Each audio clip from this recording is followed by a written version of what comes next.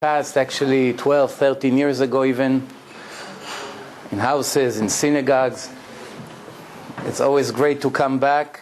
I see new faces, lots of new faces here. I want to thank everyone for giving us the opportunity to speak in this house and that helping to organize this evening. I hope everybody will be satisfied after. I know that there's a mixed crowd here. Spiritually, everyone here is in a different level. It's almost always like that. And therefore my job will be to try to give a lecture that will be good enough for every level that sits here in a crowd. Before I start the presentation, I would like to make a statement. Over the years, I found that we all know that there are many threats out there to our life. Many dangerous things. Health, enemies, problems in business, problems in schools, failing tests, finding good jobs. There's a lot of problems that people face in their life. But I found after many years of paying very careful attention to that the biggest enemy to the person's life is ignorance.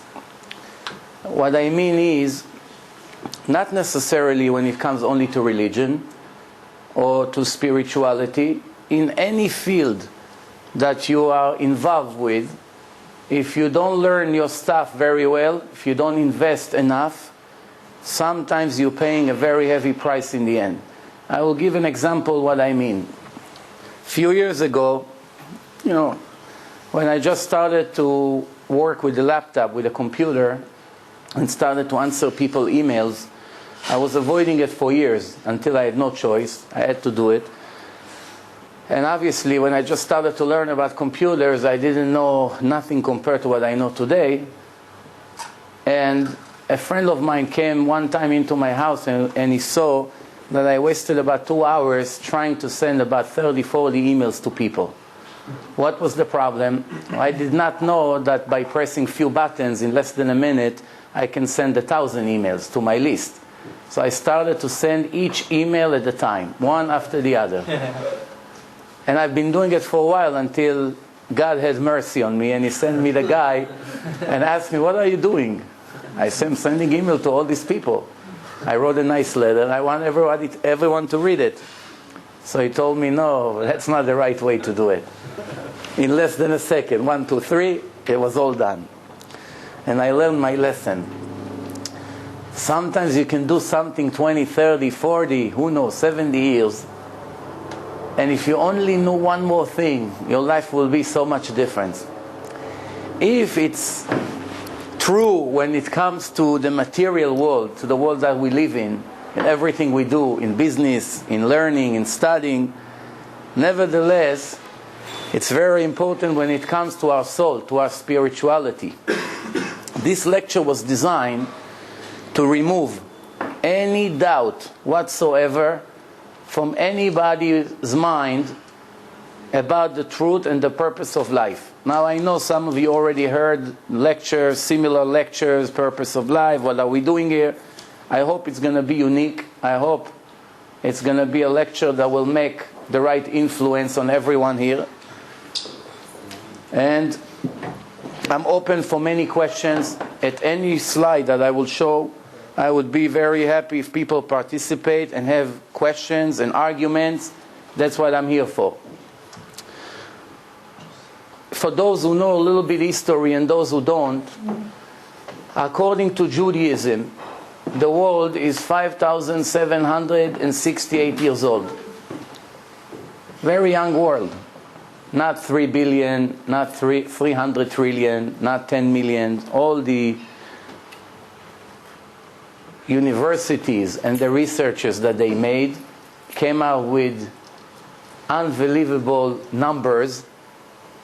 Judaism contradicted completely.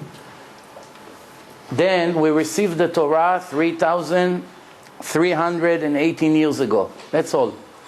Judaism officially really started 3,318 years ago.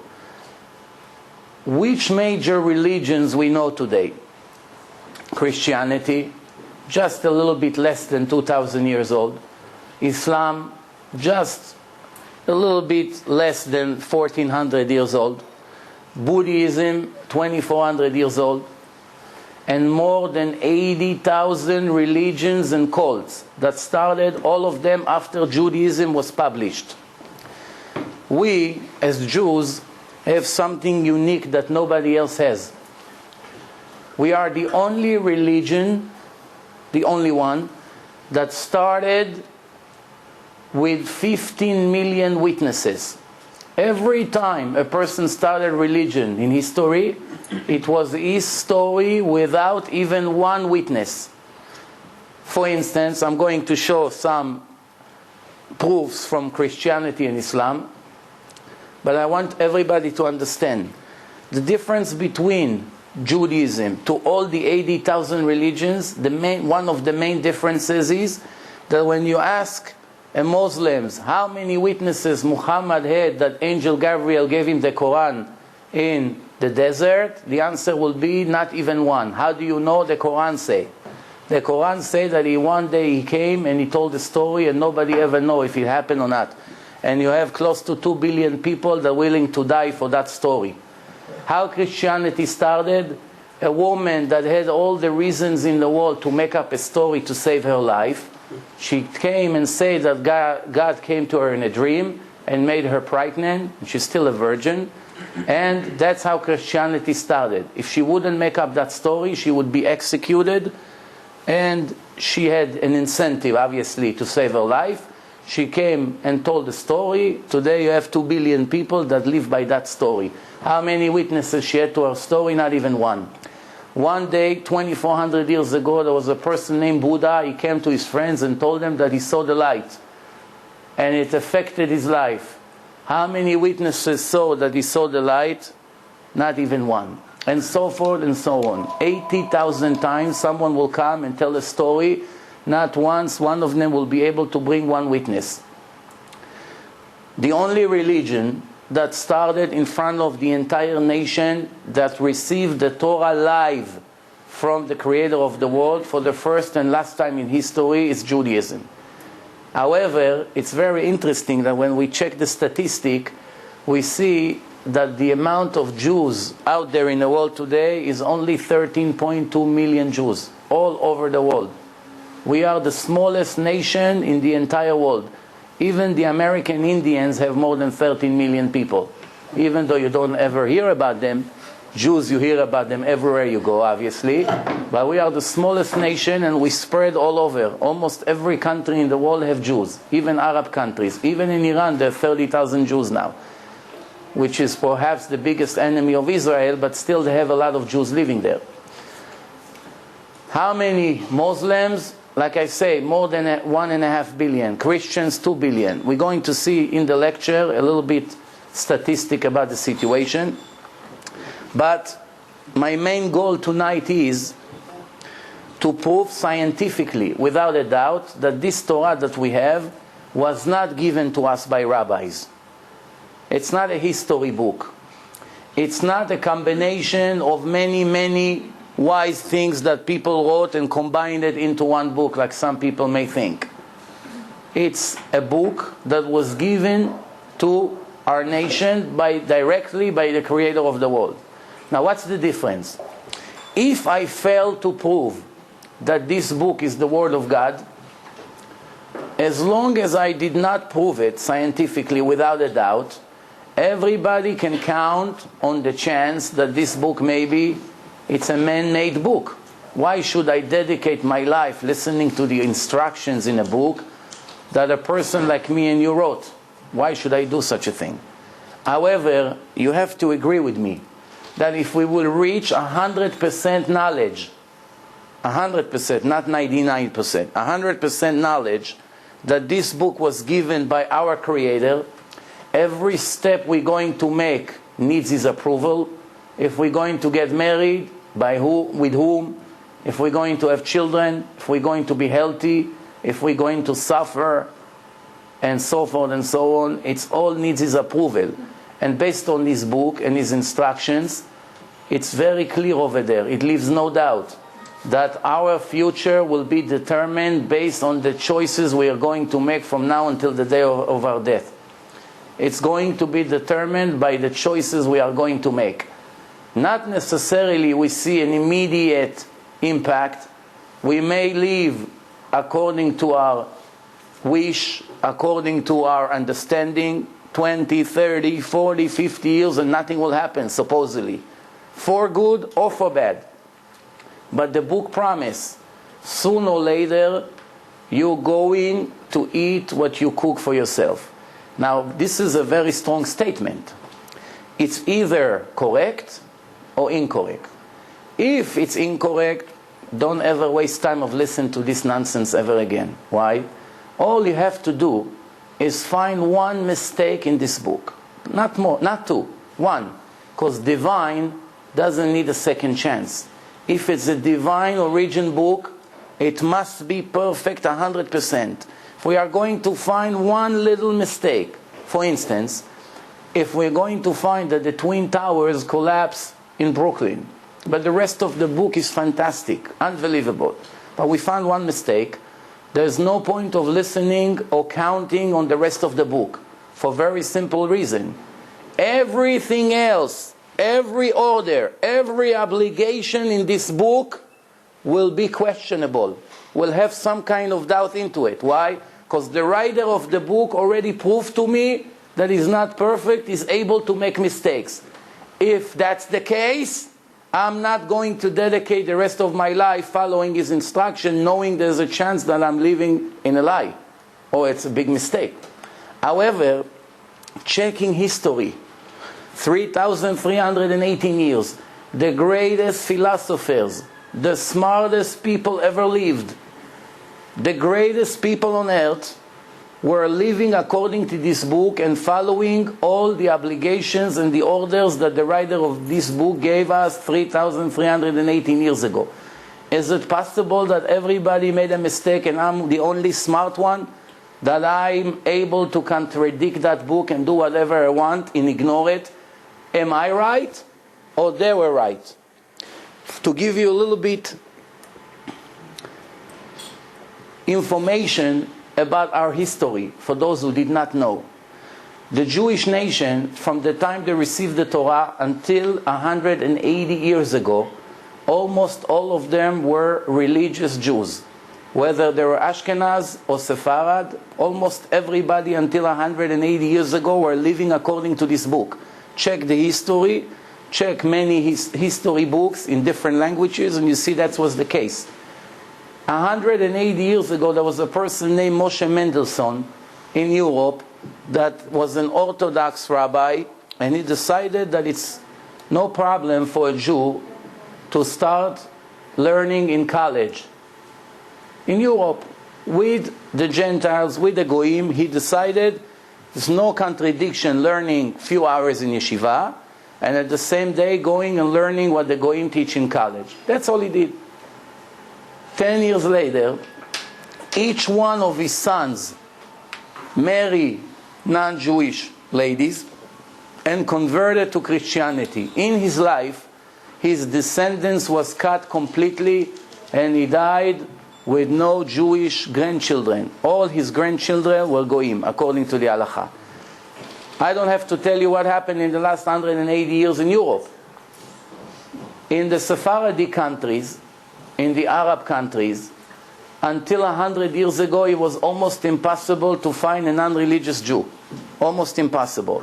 The first places when the Jews started to live religion was in Iraq. 100 years ago, when the Zionist movement opened a school, mixed boys and girls, alliance, and right after that they went to Iran, next to Iraq, and they opened the same school.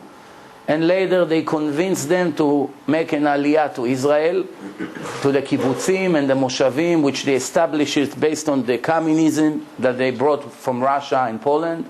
And later on, slowly, the Sephardic Jews started to live religion, but it's only 3-4 generations, that's all. So almost 3,300 years, almost everybody lived by this book. Is it possible that they were all wrong and only we are right? We have to investigate. Now, 14 years ago, when I was 25 years old, I went to Israel to get married to my wife. My wife is American Ashkenaz. She grew up in Manhattan. She went to Ramaz. It's a little bit religious, it's not a yeshiva. But we decided to go to Israel and get married. And I remember we did not know anything about religion. She actually knew more than me. I grew up in Israel, but I was exactly 100% like a goy. No belief whatsoever.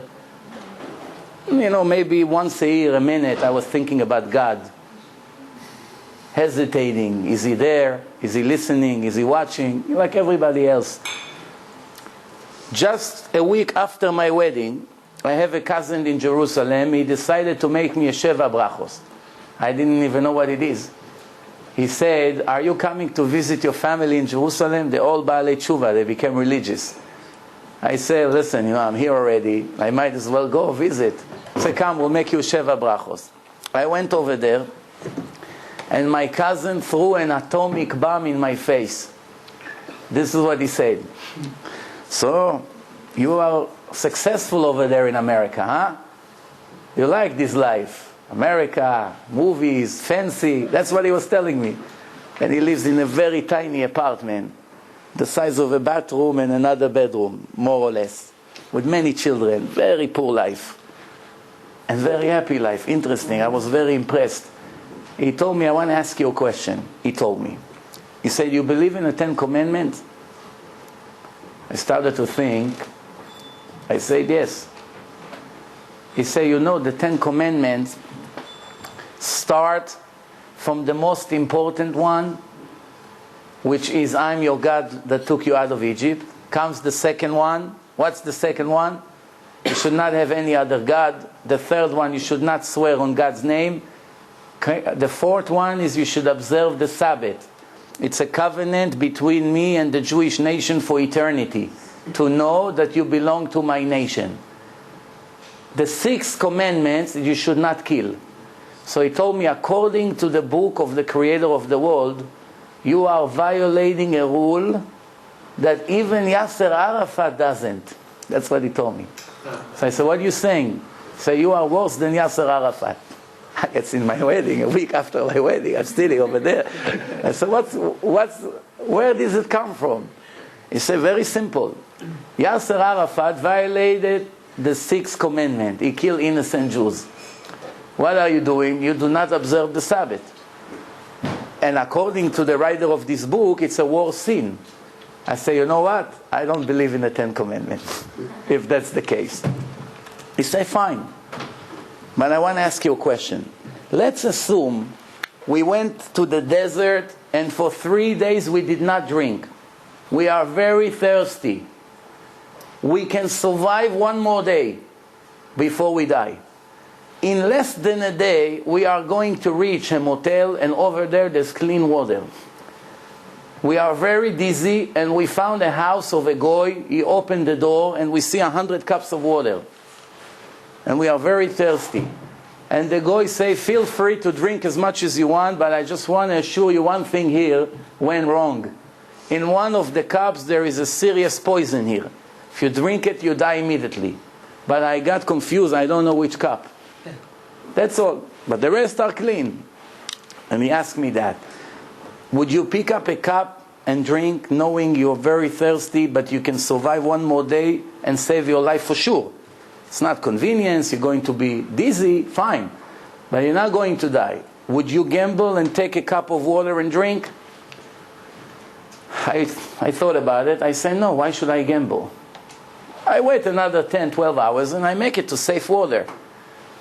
So he told me, what's the chance that this cup has poison? I said 1%, 1 out of 100. He told me not even. Maybe I'm lying. Maybe the goy lied. Maybe he never put poison.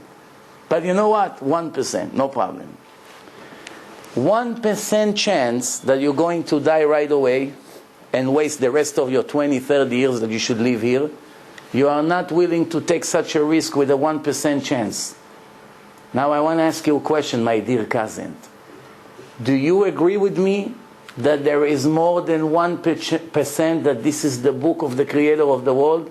Everybody in history claimed that claim. Do you agree with me that there's more than 1% chance? I say, yes, more than 1%. He said, at least 10, 15% chance? I say, yeah, maybe.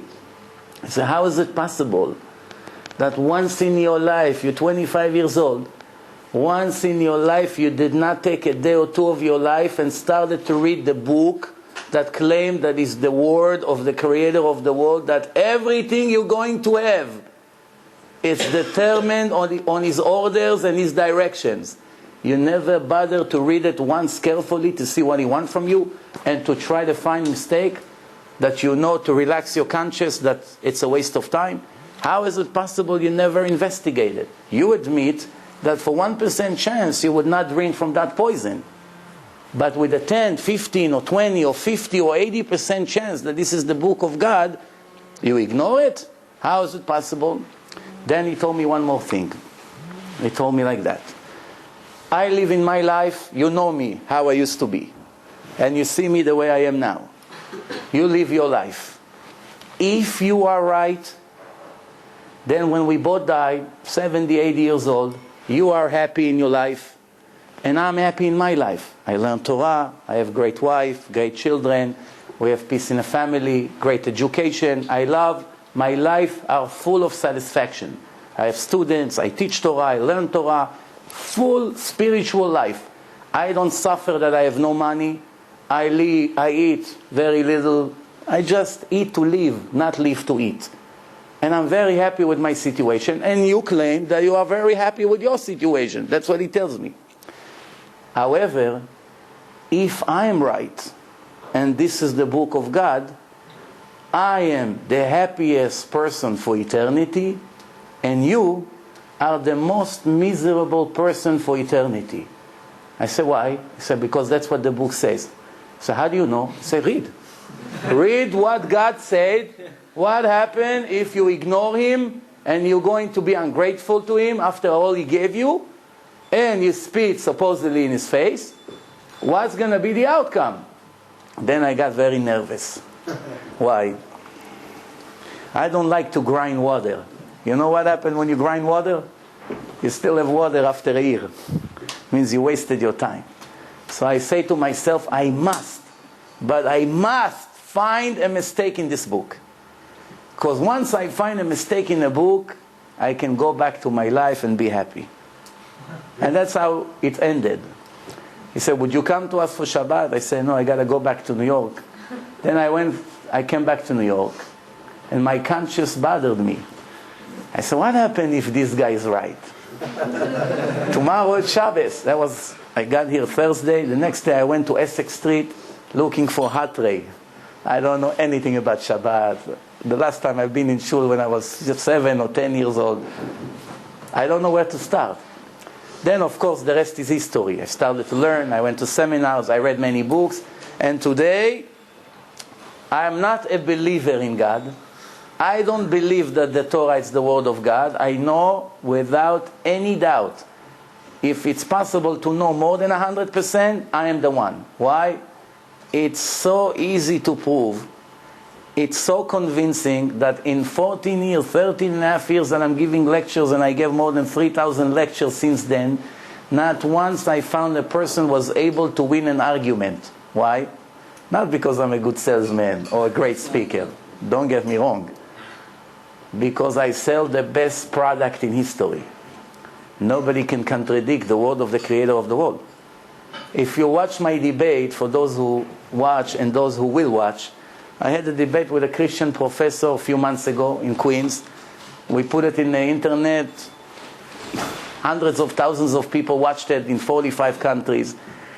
Rabbi, I just have to make an announcement. Yeah. Police just came and they just said that they blocked the street. So on one side of the street we could park, but not on this side right here. So there's probably like 4 or 5 cars in the front of the house. He said you could park on the side over there because fire trucks need to be able to get by. So whoever's cars those are, we'll just take a little.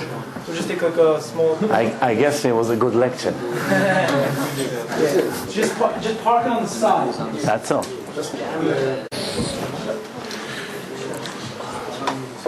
Rule number one when it comes to proof if a book is divine or not starts with one of the most important foundations is the writer of the book that called himself the creator of the world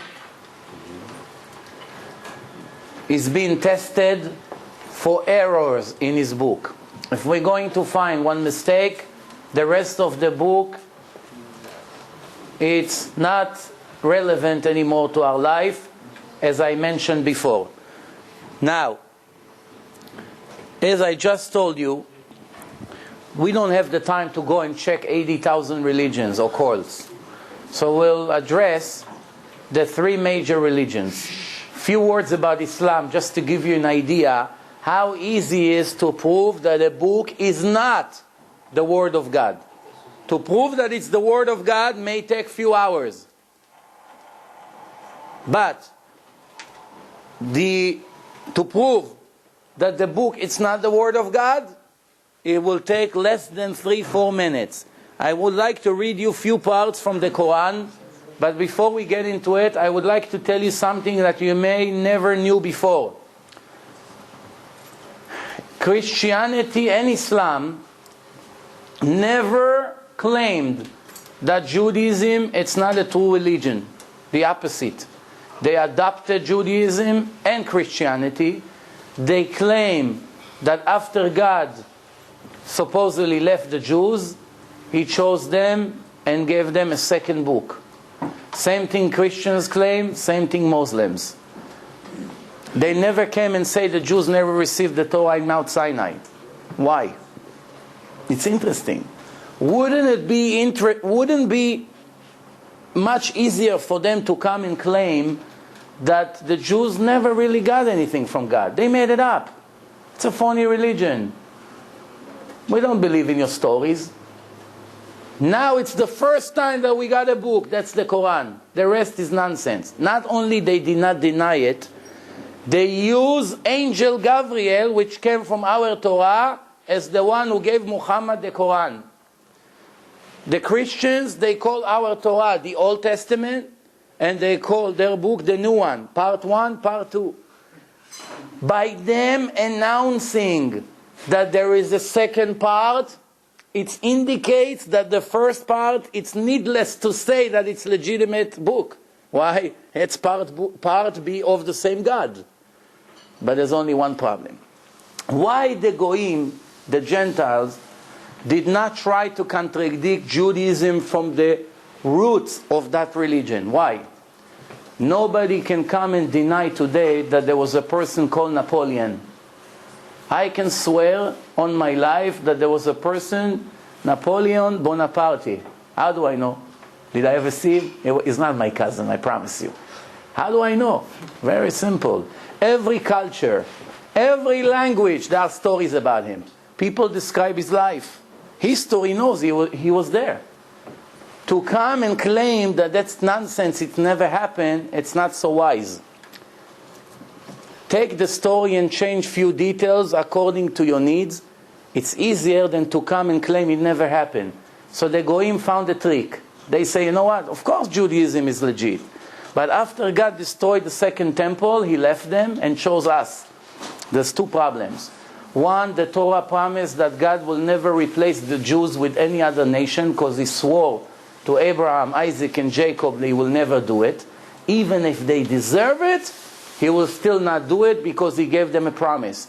They ignored that promise. And they claim that God left the Jews and chose them. The second problem is that when a person, a faker, comes and writes a book and he wants to claim to his nation that God gave him part B, it has to comply with part 1. Should never be any contradictions because it's the same God, the same writer. Therefore, do you think it's possible for the most genius person ever lived to take a book that will be a continuation of Judaism? Judaism have 24 books. Not only the 5 books of Moses. It's Joshua and the Judges and the Kings and the Prophets. All together 24 long books with millions of details, dates, names, relations, descendants of many families, ages of people, so much information. Is it possible for a person 2,000 years ago or 1,400 years ago to write a book that will not have any contradictions with Judaism? He has to know 24 books by heart, millions of words, because all he has to do is forget one person, one age, one descendants, and you catch him that he's a liar. It's impossible. Even with computer, it's impossible. See what happened to the Muslims and the Christians. Not that many Muslims and Christians know what you're going to hear now. Pay attention to this.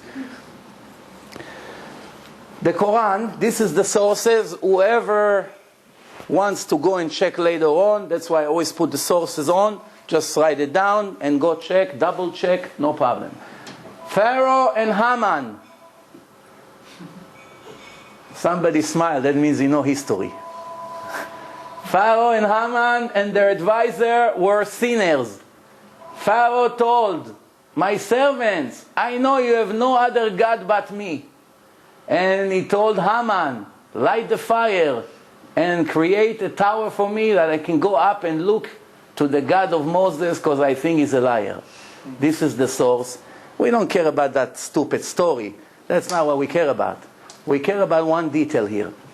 Pharaoh and Haman were sitting together eating gondi. We have a problem. Pharaoh lived 1,000 years before Haman. The fool that wrote it made a mistake by 1 in the date. 1,000 years difference between them. He copied from one book from the Torah. He went to Megillat Esther and read the story about Haman. He did not know that that's about 900 and 950 years later. And he made up a story with one major mistake that shows right away that cannot be the book of God. 1.5 billion fanatic Muslims are dying for what? For a book of a fool. And they don't know it. And perhaps they'll never know. Do you think that's everything? That's nothing. Wait. Let's continue. That's Quran. You have the sources. You can write it, and later on you can check. The wife of Pharaoh is raising Moshe. Who raised Moshe Rabbeinu? The daughter of Pharaoh. Batya bat Paro. Batya, the daughter of Pharaoh. What happened? Here we go. And the wife of Pharaoh said, hey, he's going to comfort me and you. Don't kill him. We may need him later on. Fine. Here. Maria. Who's Maria? Mary. Who is Mary? Miriam. Same lady. Maria brought the baby in her hand to the people of her town. And they say, oh, Maria, what a strange thing you brought. Oh, the sister of Aaron. Your father wasn't a bad person and your mother was not a prostitute. Where did you come up with this baby? They suspected that she had maybe a baby out of nowhere. So all of a sudden, Maria, the mother of J.C. Penney, became the sister of Moshe Rabbeinu. How many years difference between Maria and Miriam? 1,300 years difference. What a mistake. Allahu Akbar. You see? And Maria, the daughter of Amram. You see?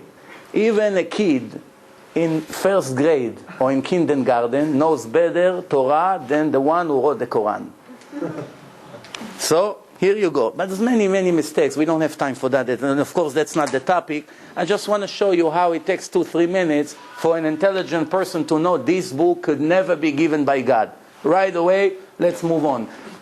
Christianity. This is from Matthew. This is the evangelists. You know, they have Mark, John, Luke, Matthew. This was written perhaps 70 years after the death of Jesus. 70 years later. Some say 300 years later. It's not so clear in history. But this is what J.C. told his students.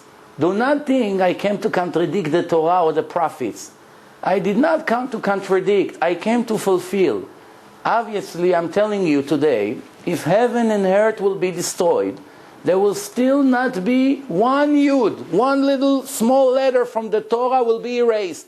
Not even a part of the letter. Therefore, someone who contradicts one of those simple laws and inform others otherwise will be cursed in the kingdom of heaven.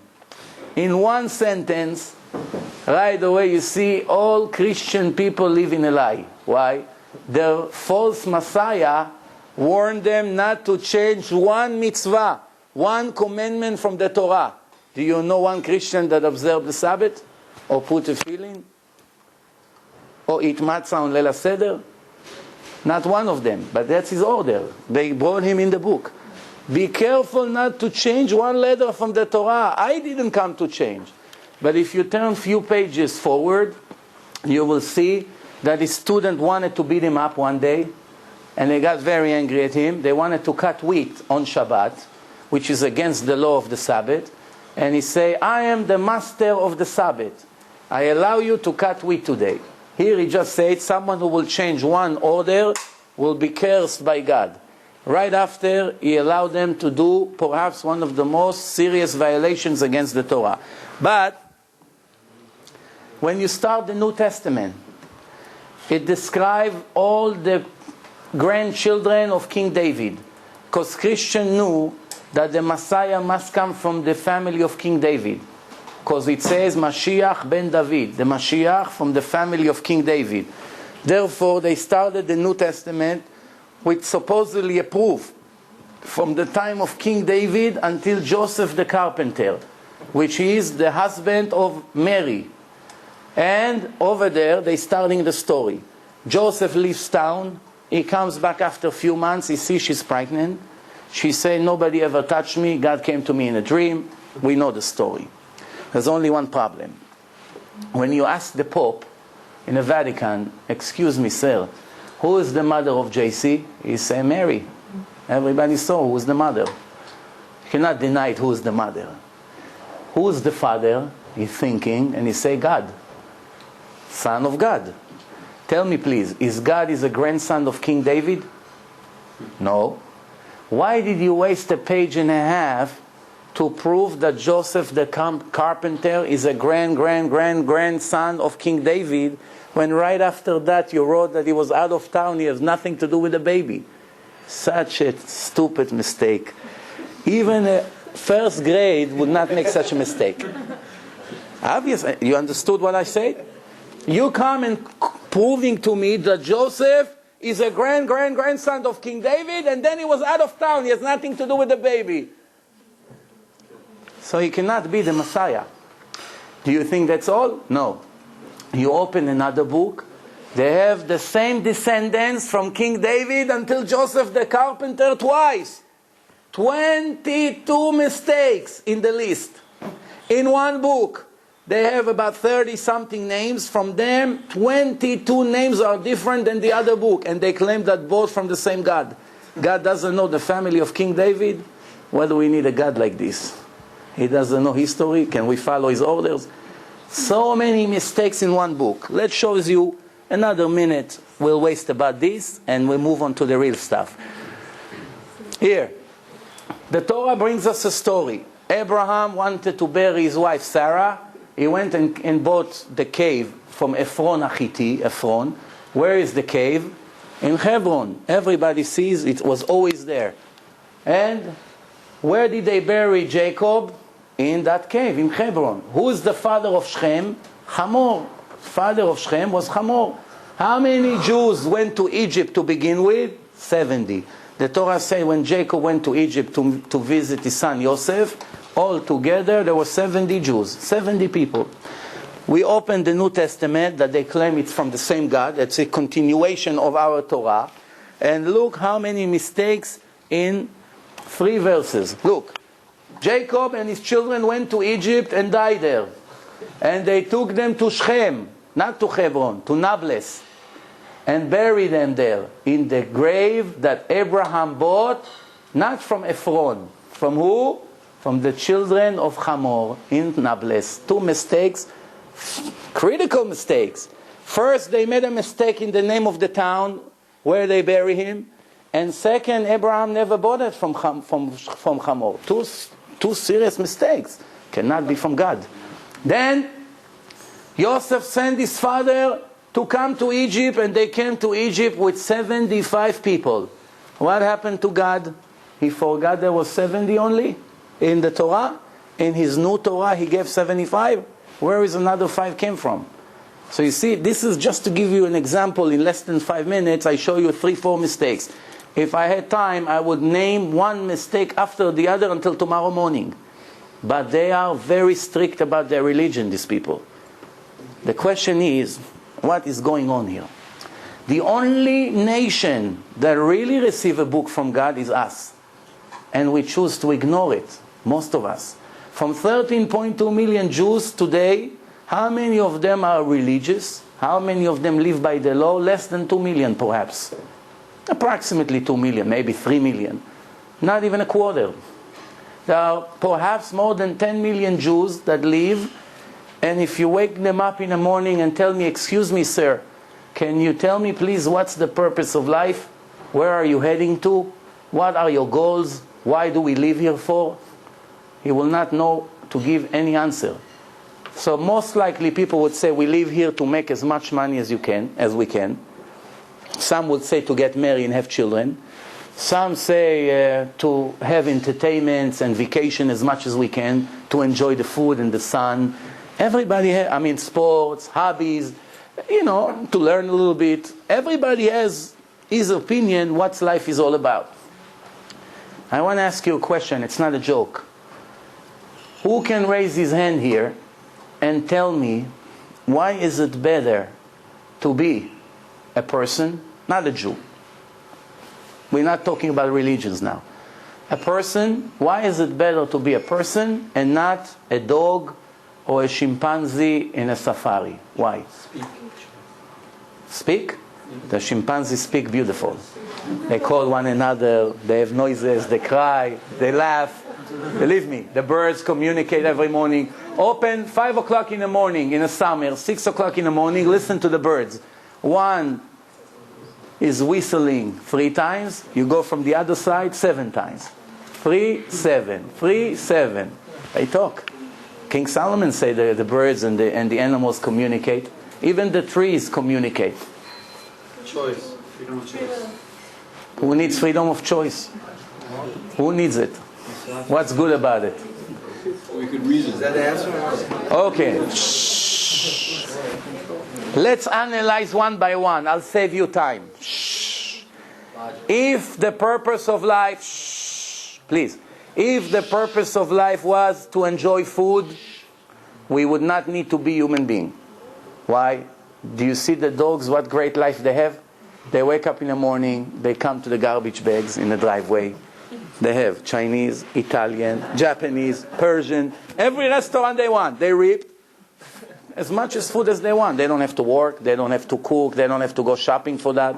Remember, most people in the world have to bother a lot until they bring a meal to the table. 99.9% of the people in the world are working very hard to have food. They don't have to. They come to the garbage, they have whatever they want. Remember, they don't suffer that they eat your leftover. For them, they don't have the intelligence to know I'm eating somebody's germs. They love it. The leftover, they're going to love it. Throw them spoiled fish, they eat it. Give them bones, they enjoy it. So they don't have problems. They don't have to work 30 years to pay the mortgage.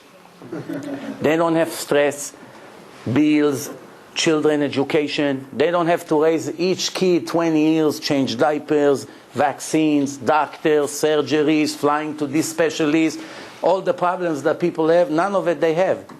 They don't need haircuts. They don't need to go shopping half of their life. They don't have all this. They don't have IRS. They don't have to work 10 hours a day. They don't have to be 4 hours in traffic in Manhattan until you move 1 block in 37th Street, 2 hours. They don't have all this. The chimpanzee wake up in the morning, today he wants 10 females. He doesn't have to take them to the club.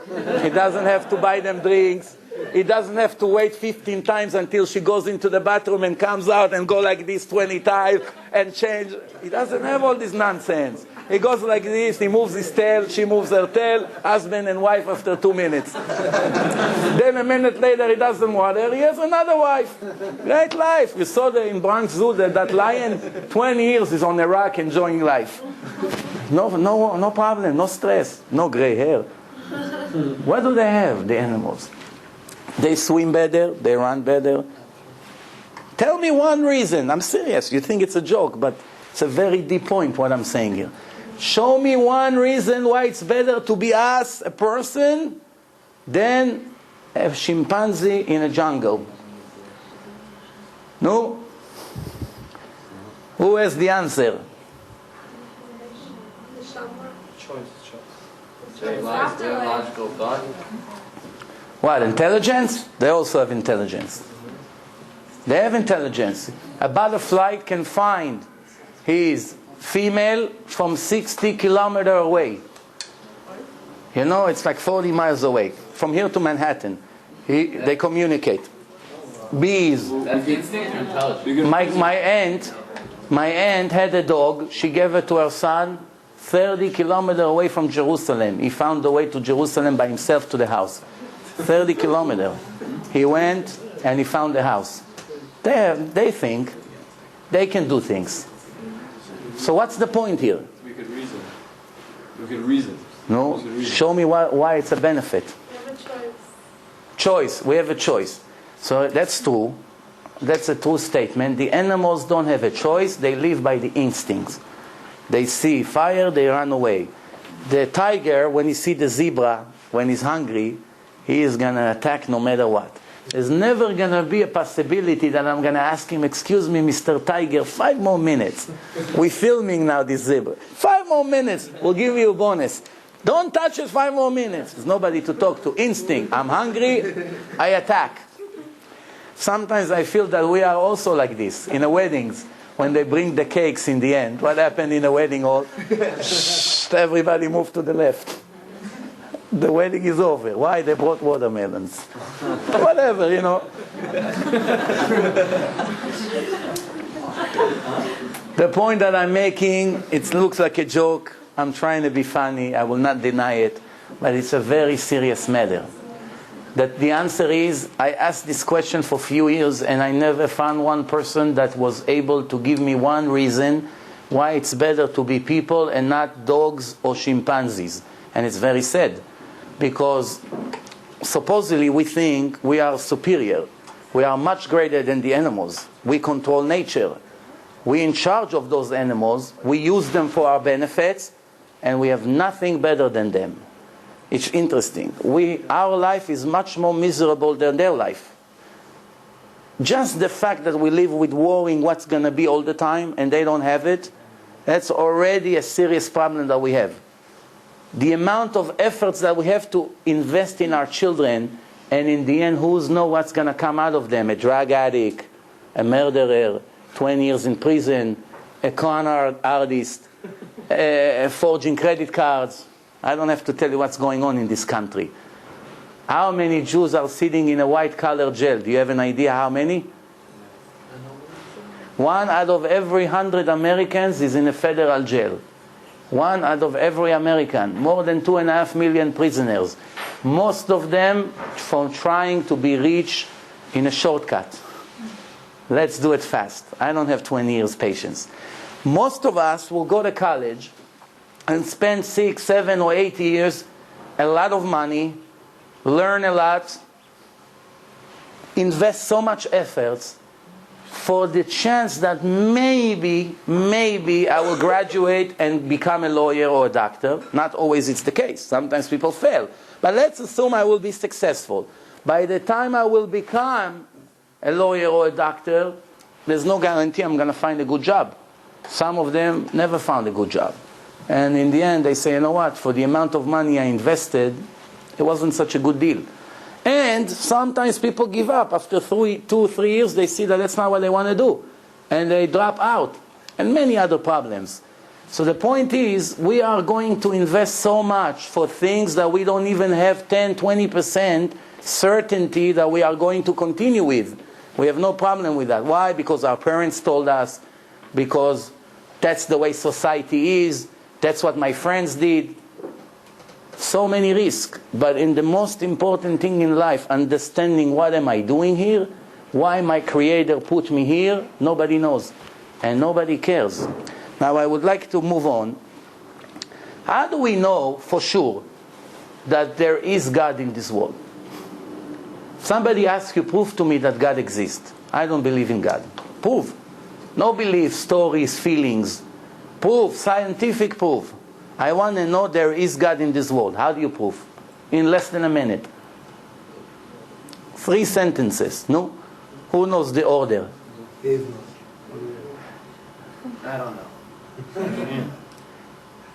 It's sometimes better to say I don't know than to make up something. No? You look at the world. You can prove it. Oh, There's Everything. that's a good start. Yeah. teleological argument. It's Yeah. called. Yeah.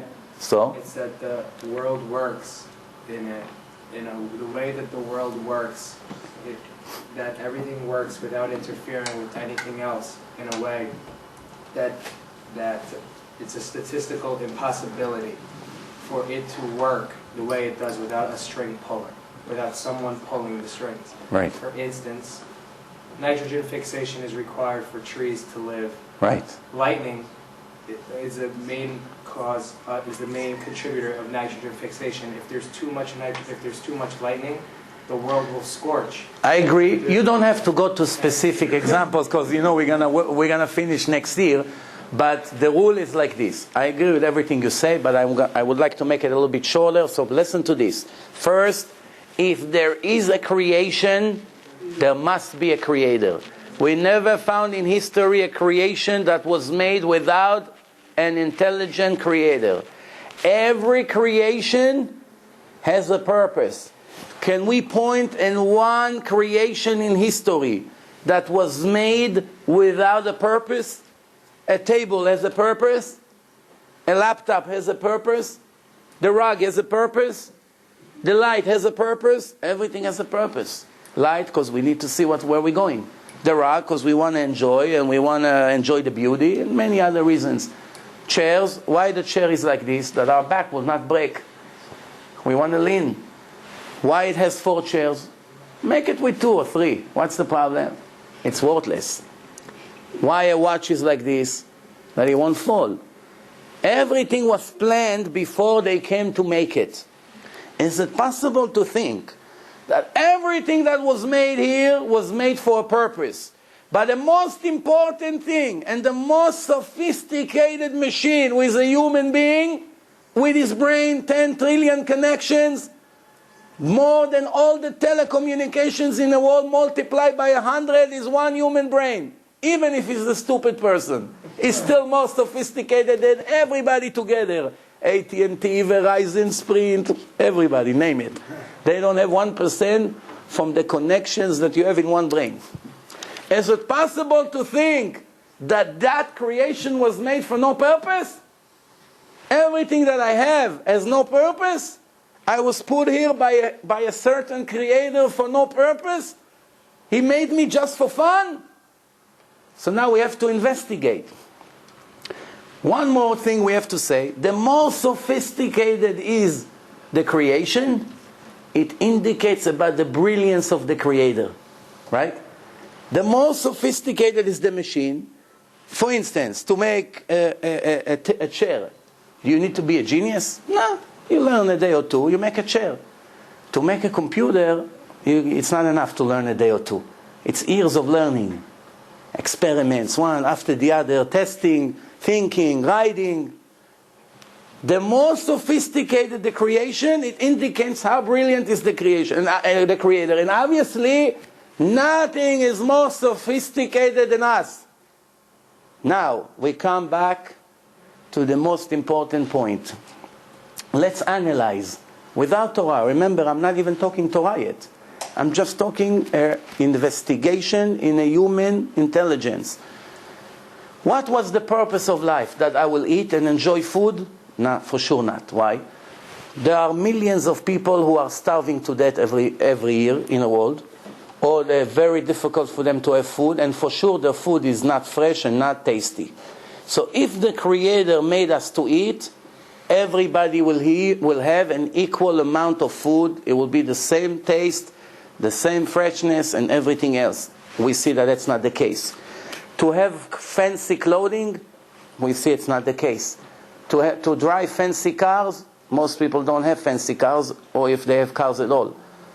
For what? To have children?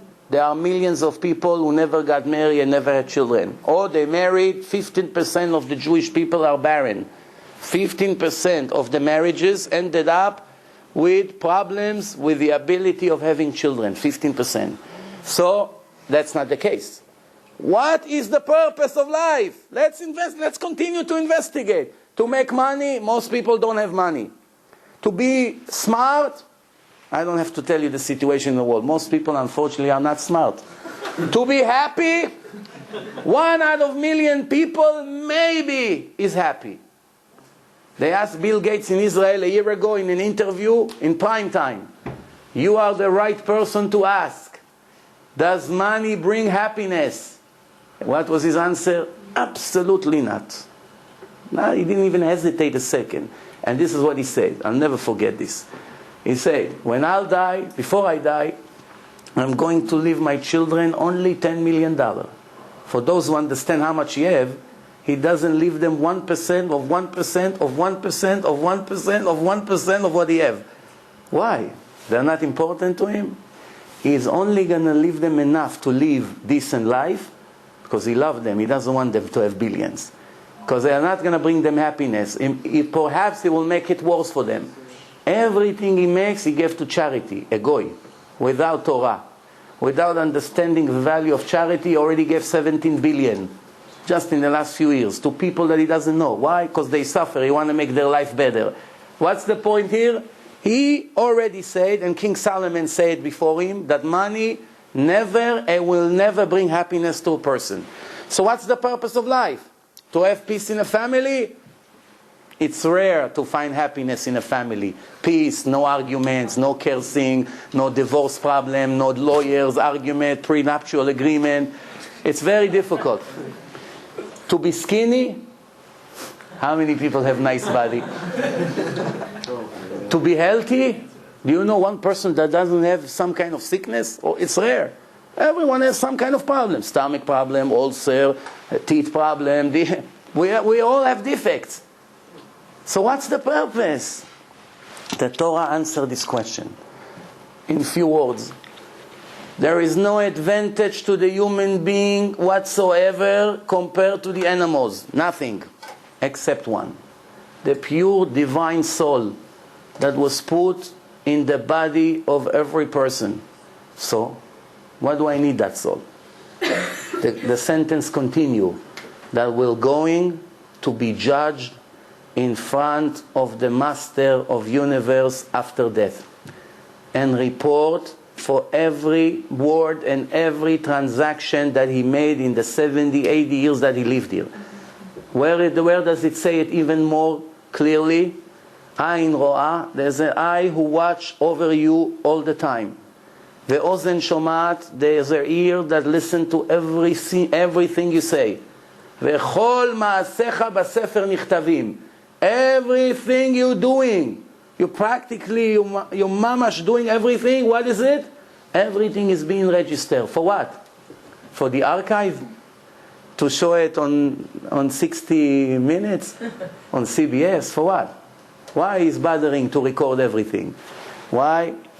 Because of my friend here. He said it before. What did he say? Free choice. But I ask him, I challenge him. Free choice, big deal. Who needs it? I'd rather be a robot and happy than having a free choice and miserable, no? Enjoy every moment. Who cares that God is moving me with remote control? Who needs that free choice? The free choice is the tool to earn pleasure, spiritual pleasure. Without a free choice, your life is worthless. There's no point of living here. Free choice will determine if in the end you're going to get a great mark or you're going to fail. What's going to be the outcome if you fail in your life? Either you're going to have to restart everything, that's what we call reincarnation. Maybe one day we'll make a lecture, Life After Life, and it's going to be a very interesting lecture, so you'll understand what I'm talking about. Or, after that, a person will have to pay for good or for bad for everything he did. Now, we may think, it's not my problem. Why? I have 5 senses. My Creator made me with 5 senses.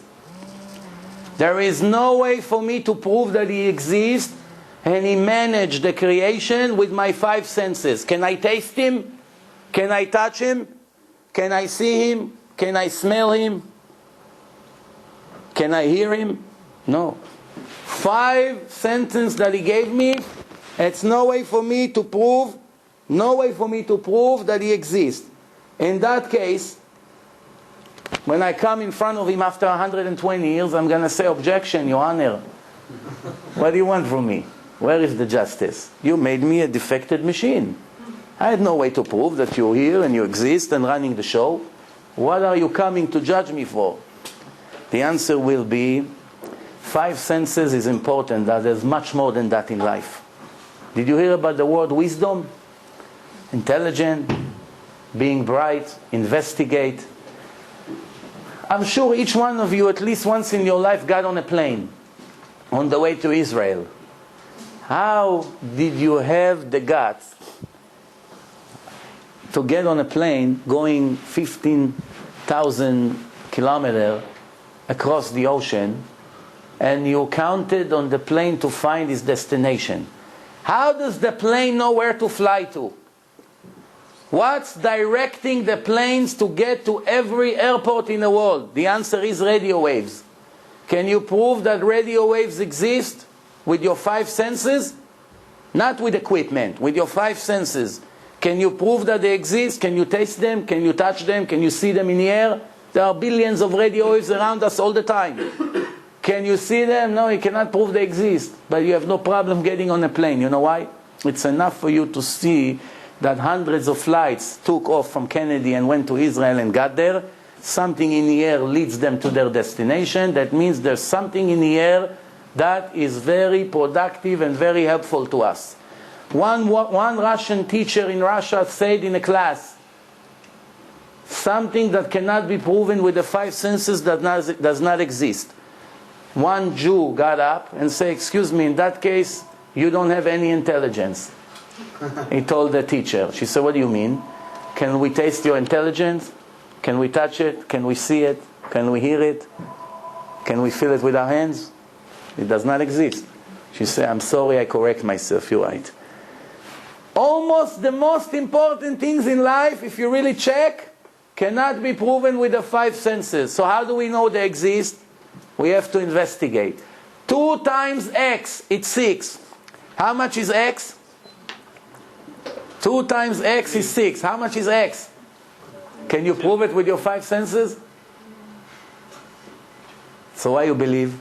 If you had to gamble $1 million that it's free, would you hesitate? No. But it cannot be proven with the 5 senses. When we read in the Torah, we find something very interesting. What do we find? We found that almost in every page in the Torah, we can point and prove that this particular sentence could never be written by a human being. I'll give you an example. For those who attended in shul services on Shabbat, we read about the red cow. Anybody ever heard about red cow? What's so special about the red cow? Who can prove to me from a red cow that this part in the Torah could never be written by a human being? Who can prove? Please. Because no human being can understand what the reasoning is for it. Somebody made it up. Somebody decided to make up nonsense and he wrote it in a book. That's why nobody understands it, because it's nonsense. I'm giving you a challenge, you understand? I'm trying to be in the crowd now, yeah. Cows aren't normally red. Somebody that's really red. It's enough that somebody saw 3,000 years ago that his neighbor had a red cow and he wrote it in a book. It's not an indication. Huh? Every single hair? Not every single year. He saw one and he wrote it. It's enough to see one. You don't need more than one. I'll tell you how. The Torah says, the Torah asks this question, is a Jew allowed to buy a red cow from a goy? What's the question? Because the Torah says we need to get the red cow that nobody ever put any weight on the back of the cow. If somebody sat on it once or put any bag on top of it, it's not holy anymore. It's not special. It's worthless. You cannot use it. In history, we had 9 red cows. We're expecting the last one to come soon. We need it for the salvation, for the rebuild of the 3rd holy temple.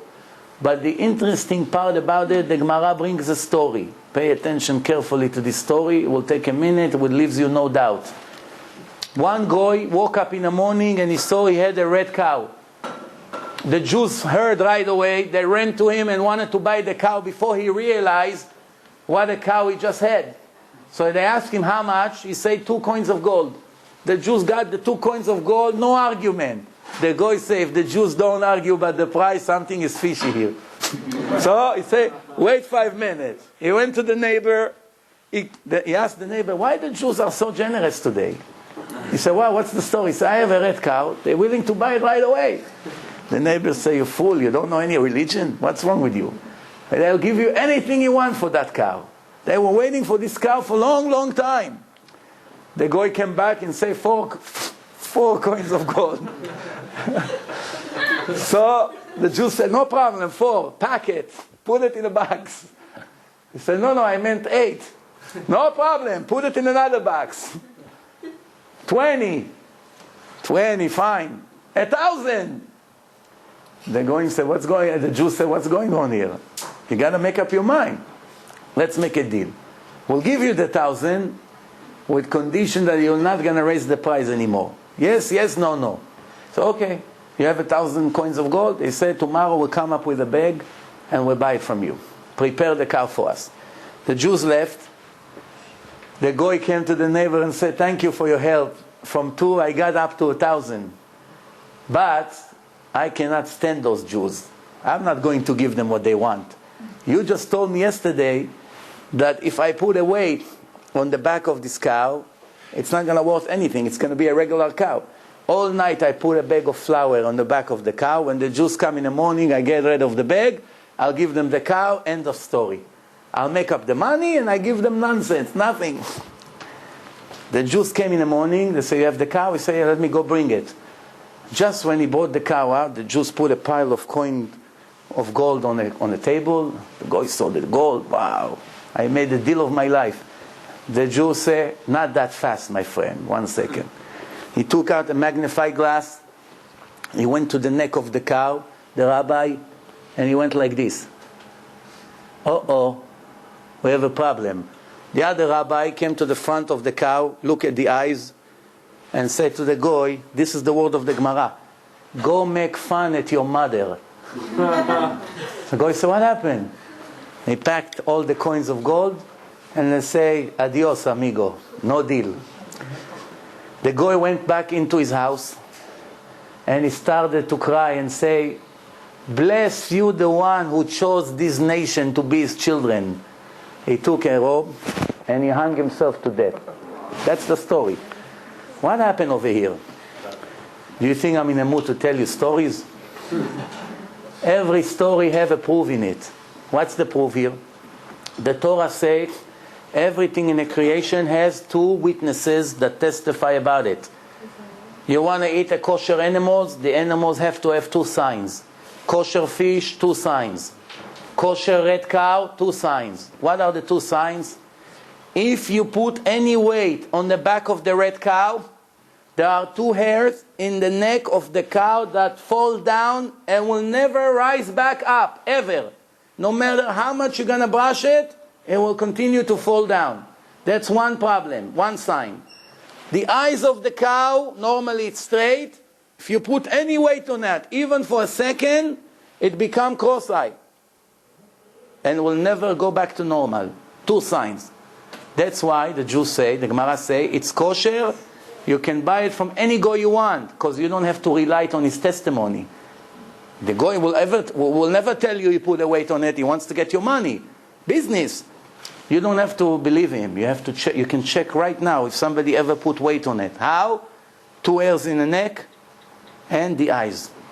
I want to ask you as an intelligent people here, and I'm sure you all are, if you ever thought that a person wrote the Torah, a rabbi, it's a history book, whatever you thought, do you know any human being that one day decided to fool the public and write a book and claim that he got it from God? He's trying to trick the people. Do you know any person that would imagine to write out of nowhere this mitzvah, a red cow? You have to slaughter it, to burn it, mix it with water from the shiloach, spring water, splash it on the impure kohanim. What does it mean? Pure, impure. It's all so weird, this whole story. Such a weird story. And not only that, there are 2 signs in a cow. Now, how many hairs the cow have? More than 10 million. From millions of hairs, only 2 are special. Somewhere in the body of the cow. And the eyes.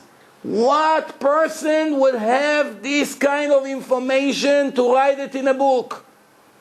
How would he imagine that that's going to be the outcome? That's going to be the results of putting any weight on the back of the cow. How will he know what to expect?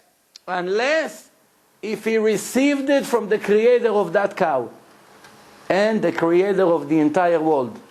Who would know to write such a thing in a book? Who? Out of where? Would you ever think to make up such a mitzvah and you would know that 2 hairs will react different than 10 million? Who would give you this information? Even if you wanted to make up the wildest story, you would not think about such a thing. Only a divine superpower were able to give us such information. Now I want to tell you something that maybe you never thought about. Which religion is the most sophisticated religion in the world with so much details? Judaism. For those who thought that Moshe made it up, for whatever reason he came and he wanted to convince the Jews that God gave him the Torah. If I want to be a crook, and I want to fool you, and I want to tell you that God gave me this book because I want everybody here to listen to my orders and give me as much as money as I want. Let's describe a scenario. What would I make? An easy book to practice, to follow, or a very difficult book? What would I come up with? An easy book that everybody will say, God bless you, what an easy book, we're happy, very good, we're going to follow the word of God. Like Christians, a little bit piano in a church, some smoke, hallelujah, very good, we're religious. Hey, I sin, I lie, here is $50 for you, you're forgiven, son, you're forgiven, very easy. Why should we argue with the priest? We with you 100%, it's very easy. So, first question, why Moshe, for those who think he's a crook, and he made it up, why would he make such a difficult religion to follow? Question number 1. Second, 80% at least of the mitzvot of Judaism, excuse my language, may God forgive me, it's very strange and very weird. Every order, every book of order, the laws of Microsoft are all making sense. The IRS laws making sense. The government laws, the police laws, the highway roads, everything makes sense. Comes the Jewish Torah, 80% of the mitzvot are against human logic. Investigate, you don't understand. For instance, there's a mitzvah, one day you walk in the street, you see a bird in a nest. You climb on a tree, you send the mother away, you take the chicks or the eggs, you put them somewhere on the floor. Thanks to that, you're going to have long life. Great mitzvah. That's what the Torah says. What normal human being with the wildest imagination would write in a book such a commandment to the people to do? First, the people will hate him for that, because it's cruelty. What did the birds do to you, Mr. Moshe? You came today with a very angry mood. We love the birds. We don't want to kill birds. We don't want to be so cruel. Why are you fooling us? That's the question they should have asked him. That's before they turned the page and they saw there's hundreds of sacrifices every day. You made a little sin, sacrifice. Little sin, another sheep, another cow. What's going on here? Nobody ever understood that secret. 1 week in a year coming soon, make sure you don't have any breadcrumbs on the floor in your house in the closet. Who cares? You want me to give you money, donation, Rabbi? Just tell me how much. Cut the nonsense. Bread, beer, be careful. What's this? Who cares? Why are you making your life hard on me? Tell me how much you want and let me do whatever I want. What is this? Don't do this. Make a sukkah. Sit outside. No Shabbat. No. What's going on here? Why would Moshe fight against his purpose? Doesn't make sense. Do you think that's all? It's getting better. From which family Moshe Rabbeinu was? The Levites. Levi. Who's the Levi here? Who's the Levi? He had a great grandfather. Moshe gave real estate to the entire nation. The greatest places in Israel. Tel Aviv, Haifa, all these places. Who gave them to the tribes? Moshe. He owned the land. And he gave to the tribes, each one of them, a territory. Which family did not get any piece of land? His family. Nothing. Every king, every Arab king, once he gets into control, what's the first thing he do? Steal as much money as he can. Saddam Hussein, $40 billion. The Iranian Shah, $40 billion. The Assad control everything.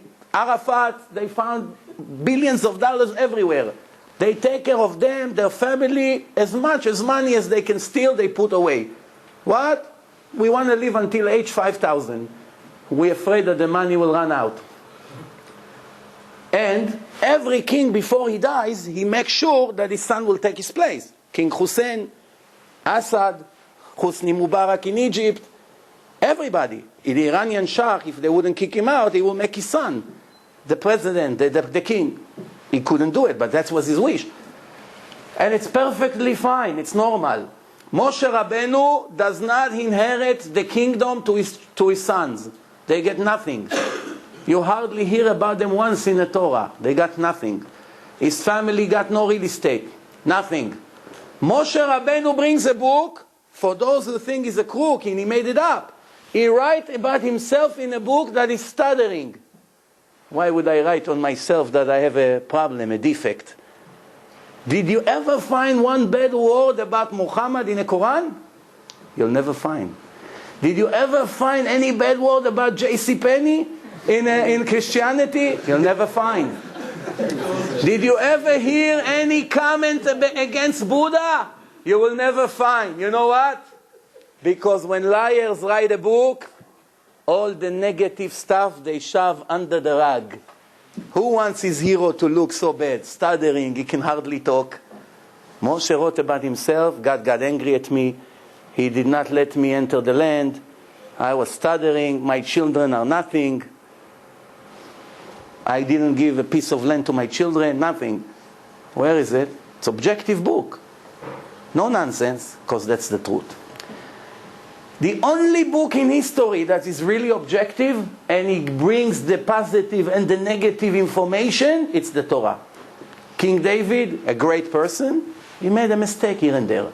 Moshe, he made few mistakes. Yaakov, make mistake. Abraham, make mistake. Why? Because that's the truth. With God, it's not a liar. Every word must be true. I am the God of the justice, of the truth. Will not receive any bribe, will not prefer one person from the other. Everything is 100% justice. Therefore, in the Torah, you will never find a lie.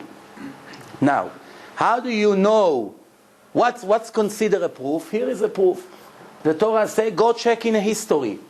Did a person ever hear, does ever a group of people ever heard that me, God, spoke to them from the fire like you heard?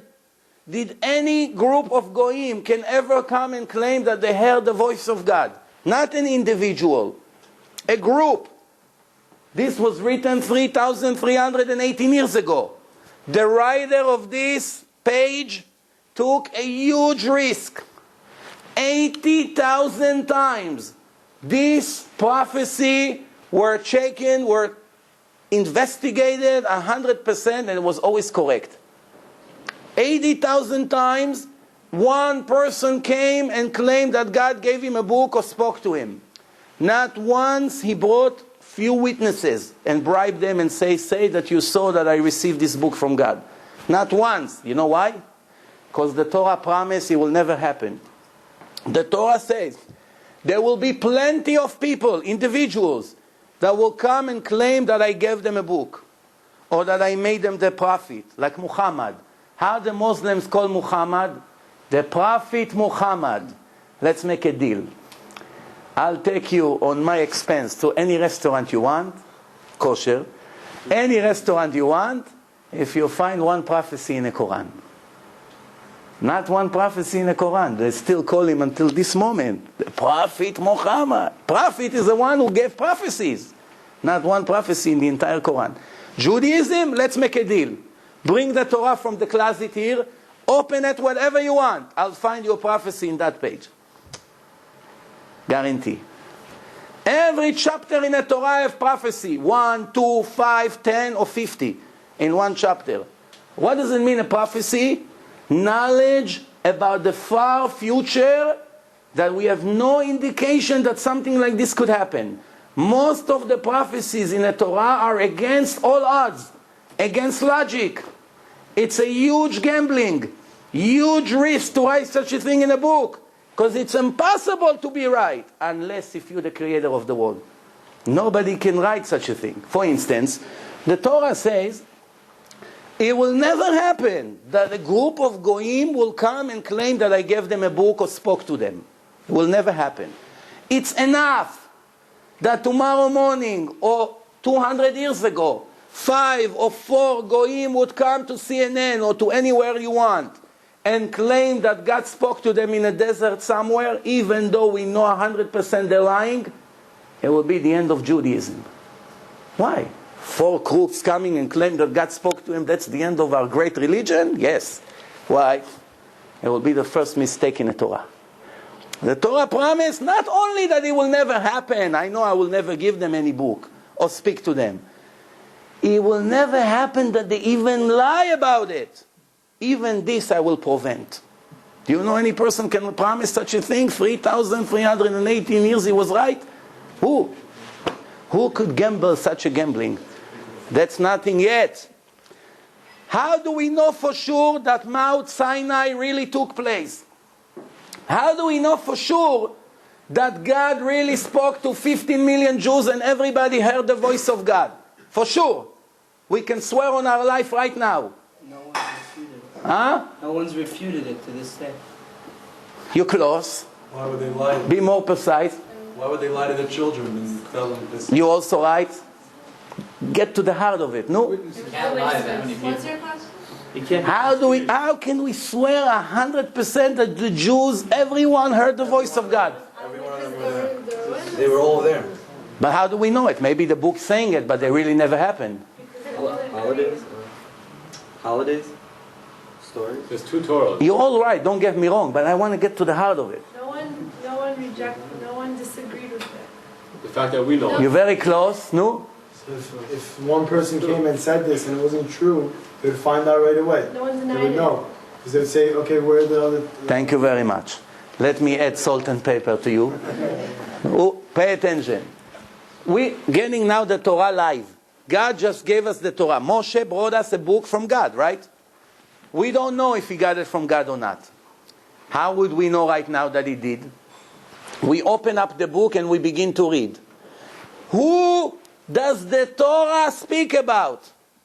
My father, my grandfather, or is speaking about me? I am the receiver of the Torah live in Mount Sinai. I'm receiving a book. I'm beginning to read in the book, and this is what I read. You saw that God is the master, there is no other. And you heard his voice from heaven. You heard the voice of God speaking to Moshe in front of your eyes. I would say, excuse me, sir, Mr. Moshe ben Amram, how much nerve you have today. You came out of nowhere now from the clouds, and you're coming to tell me that I must dedicate my life and follow your book that you brought from the creator of the world. That's what you claim, right? But I am not a fool. I know that if I'm going to find one mistake in that book, that means you are a liar. It's not from God. Here is the mistake. I show you.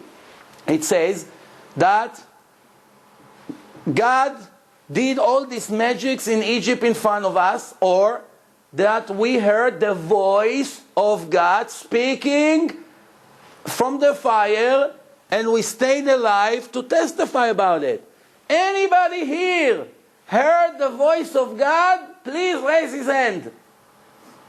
It's enough from 15 million people that one would raise his hand. Excuse me, I never heard God. I'm here already a few hours.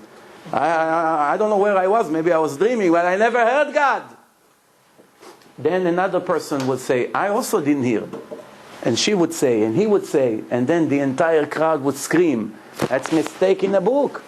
The book says that we heard you and God having a dialogue. We never heard. That will be the end of it. The fact that nobody denied it at the spot means they approved it. Sure, we heard. Now remember, they have all the reasons in the world to fight against this Moshe and his book. For many reasons. Nobody wants tomorrow to become religious and change his lifestyle completely. He has a goal, he has all kinds of dreams. It may ruin his plan. That's problem number one. Problem number two is, the Torah just said that you're not allowed to marry your aunt. The sister of your father are forbidden to you. You cannot. Now, there were thousands of Jews that are married to their aunts right now, with 5, 6, 7, 12 children. When they open up the book, they just found out their life were destroyed completely. Among them, the parents of Moshe Rabbeinu, the one who brought the book. You came to destroy your parents' life? He married his aunt, Amram, Yocheved. Thousands of Jews started to cry, the Gemara said, when they read it. I love my wife, Moshe. Why God is doing it to us? Why? We have such wonderful children. I love my wife. Your book is a lie. You're a liar. We're going to kill you. Nobody said that. Because they heard God speaking. With that you cannot argue. Everything you want I can argue with. I heard God. The book says I heard God. I know it. It happened. I heard him. That's why I'm going to say whatever you say we're going to do. That's what they told him. Na'aseh v'nishma. And you know what else? If you read in the Torah, they had thousands of cows ready for the holiday. Which holiday it was? Shavuos. 49 days after Pesach, Shavuos, the acceptance of the Torah. Thousands of cows. You know how much a cow cost? How much a cow cost? $10,000. Yes, you have thousands of steaks in one cow. You see how big it is? Go to the zoo, see how big the cows are. $10,000 a cow. How many cows you need to feed 15 million people? You have to agree with me that at least 3,000-4,000 cows, minimum, right? To feed 15 million people for the holiday, to each one of them give a piece of steak. You need thousands of cows. Millions of dollars are ready to eat. But we just read that it was slaughtered with a regular knife. It's not kosher. What are we going to do with these cows?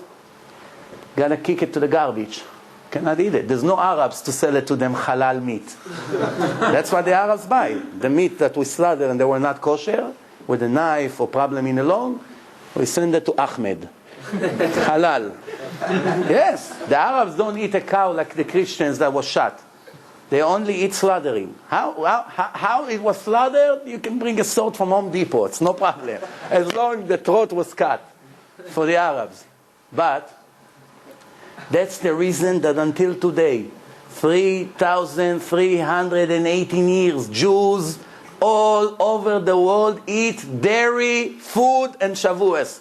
There was not enough time to re-slaughter cows now and start checking them and clean the skin and all that. Takes hours. It's Yom Tov in few hours. We don't have time.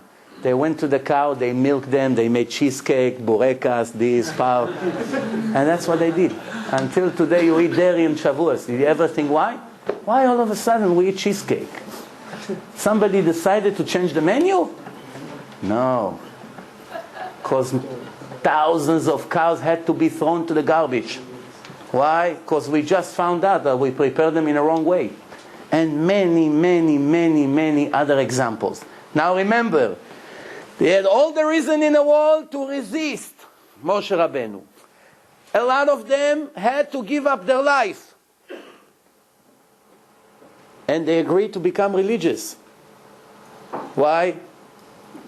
With such a proof you can argue. We, however, have to use our intelligence to know that it's really happened. How? Here is an example.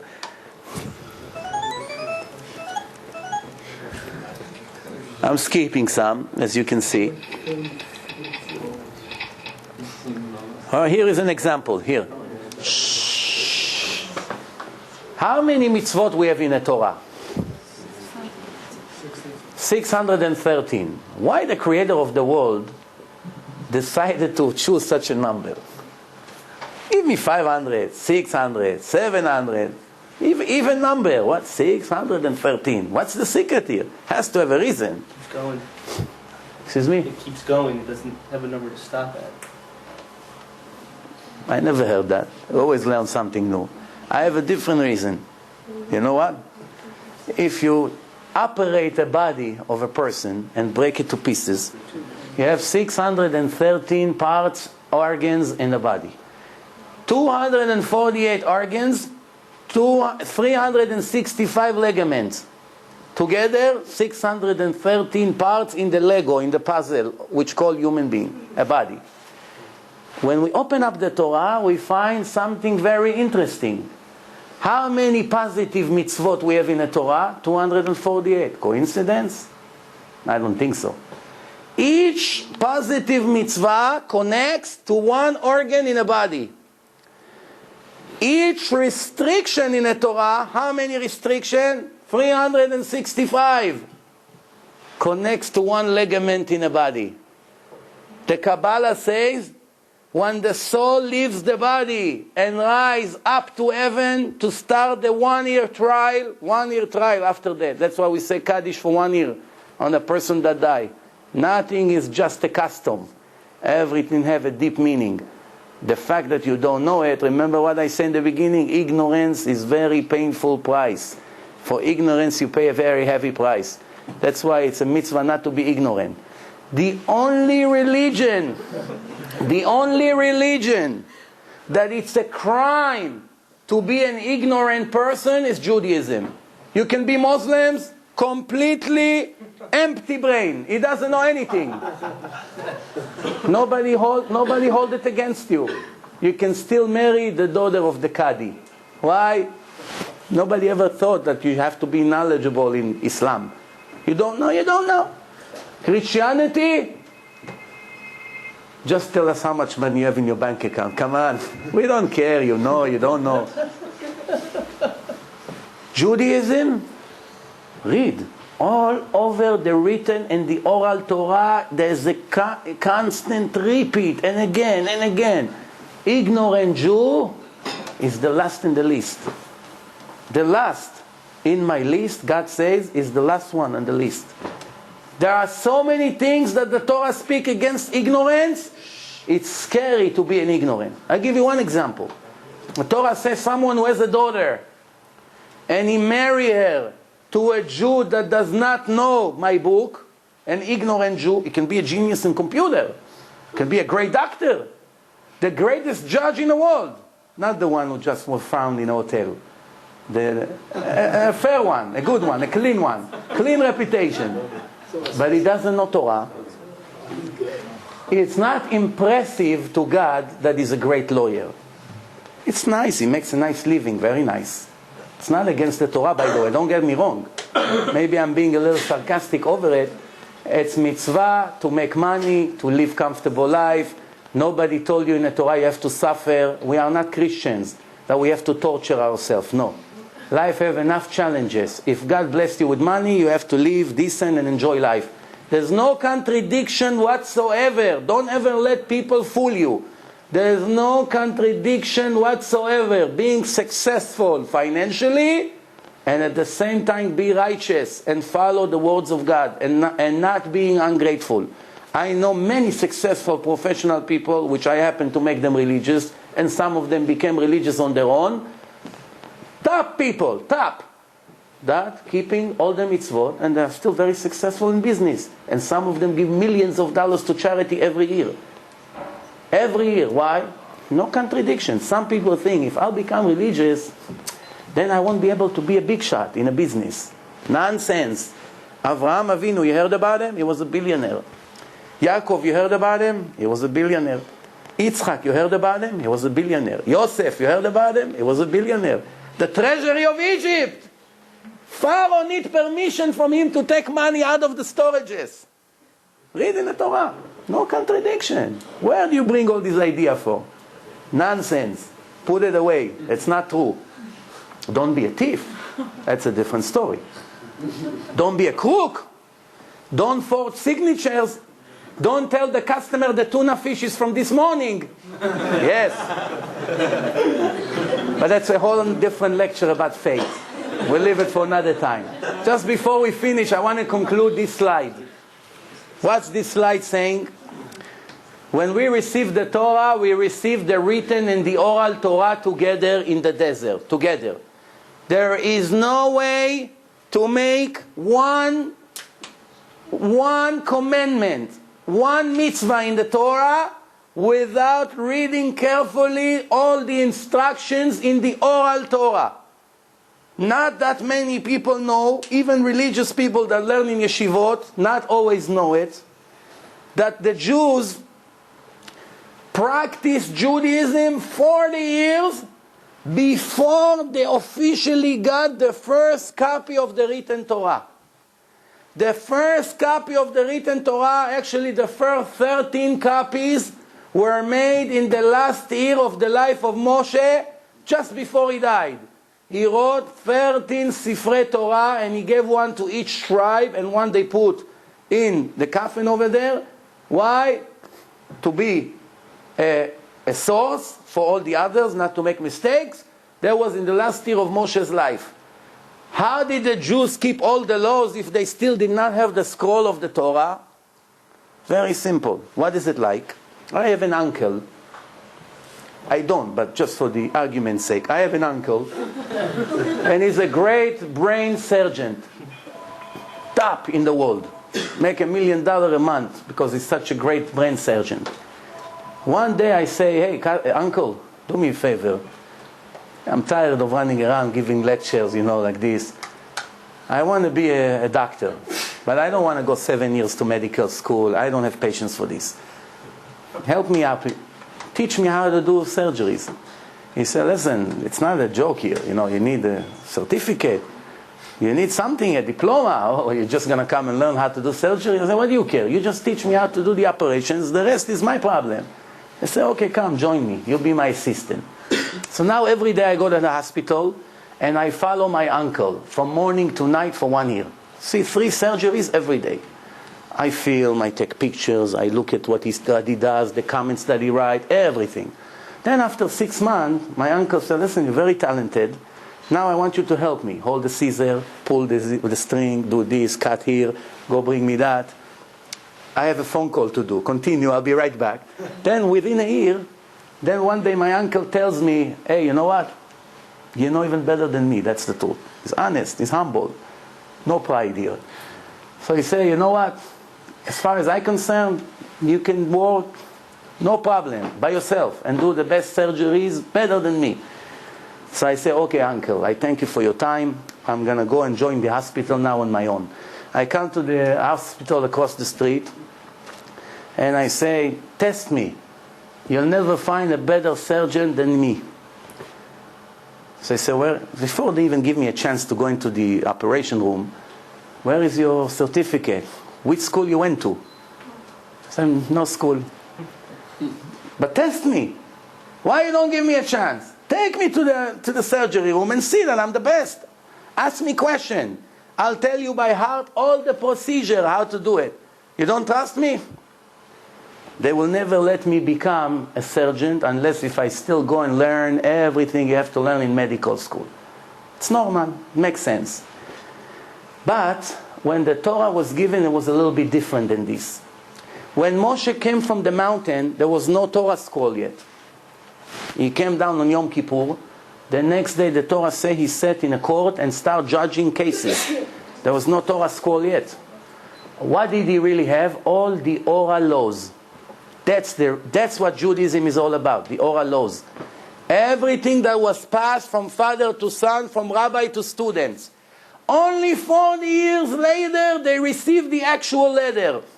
40 years, every Jew in the desert kept everything without the Torah on the shelf. How? Very simple. The Torah says, do as I ordered you, as I showed you in the mountain. There's a sentence in the Torah, as I showed you in the mountain. I showed you a movie. I show you how to do it.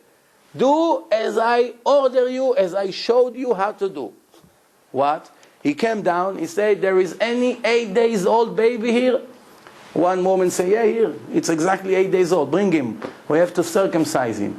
Attention everyone. All the older people, the important people, come. I want you to watch all the steps I'm doing.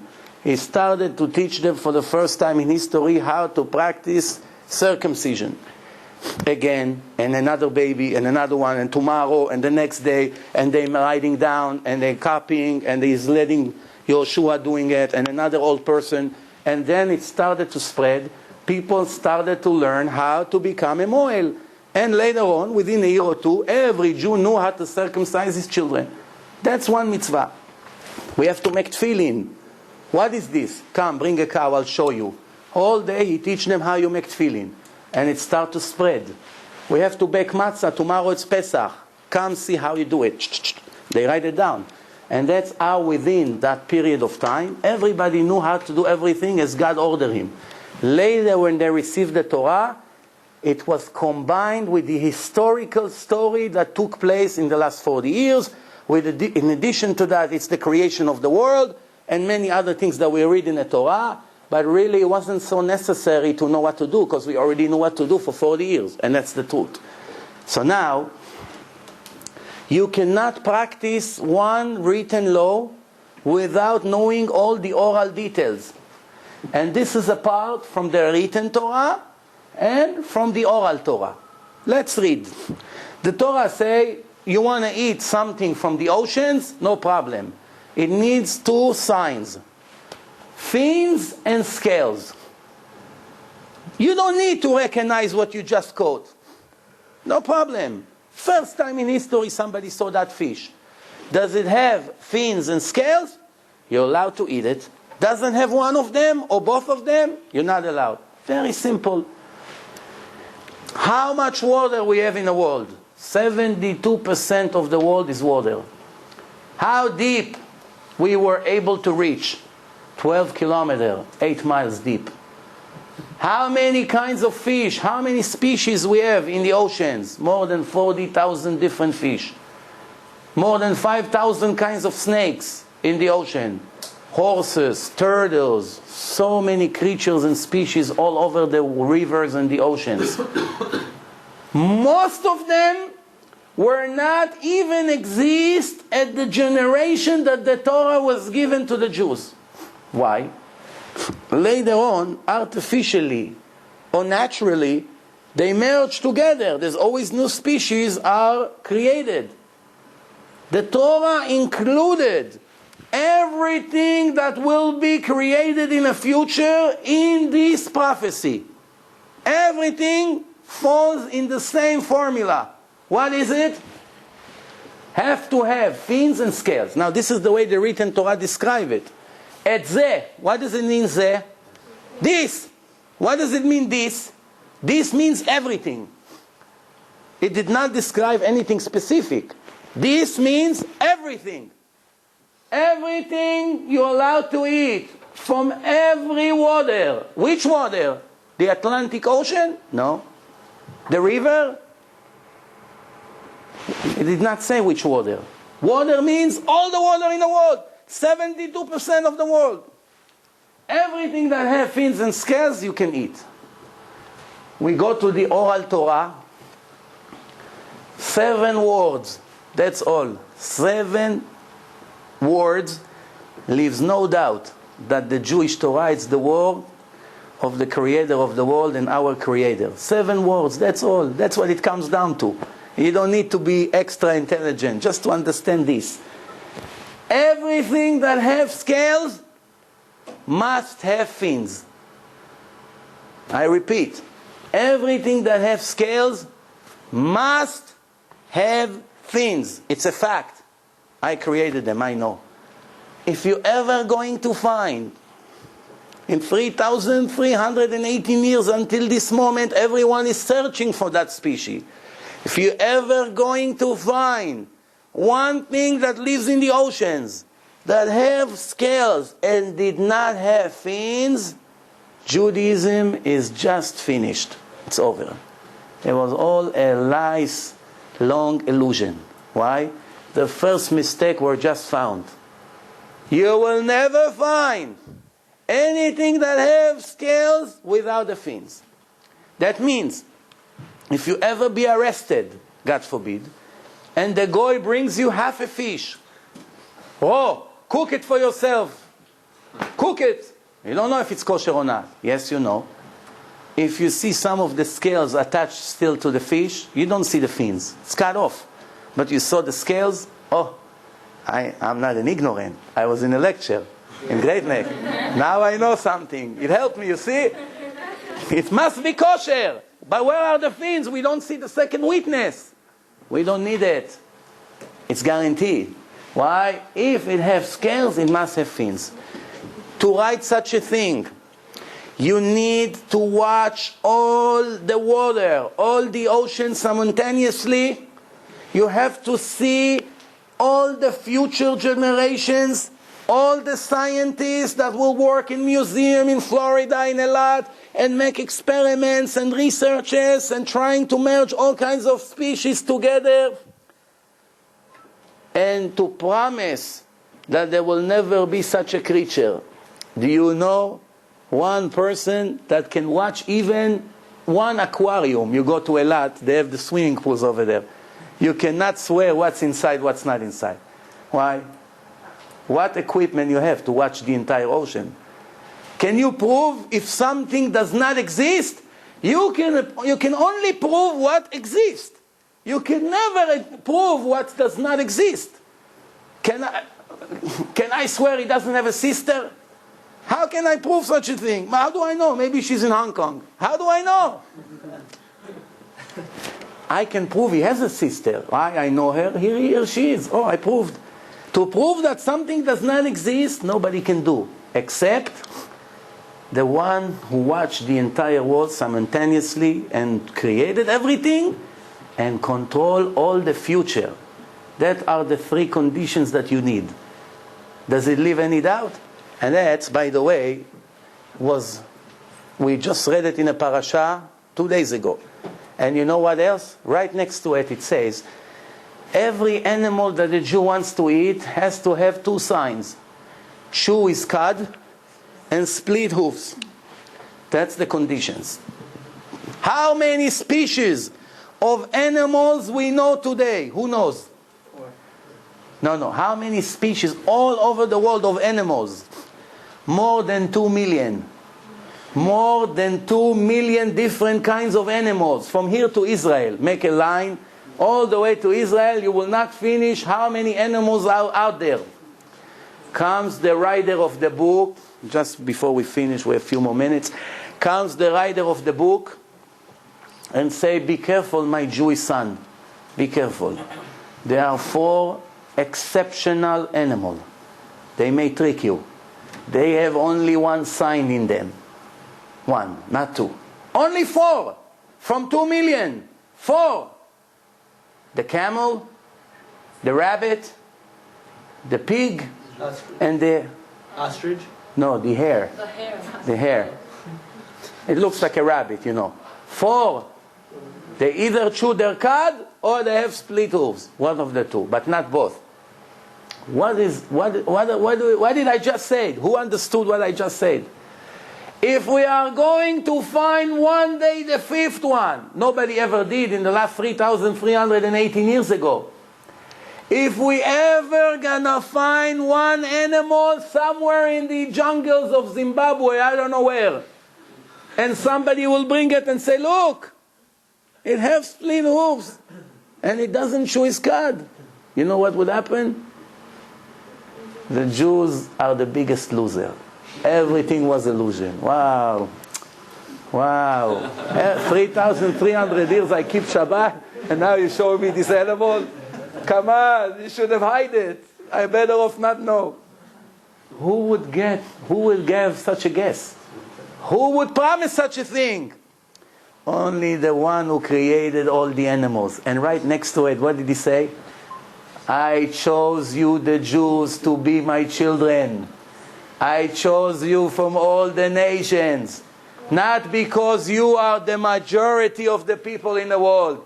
You are less than all the nations. Another prophecy that he was right about. Why?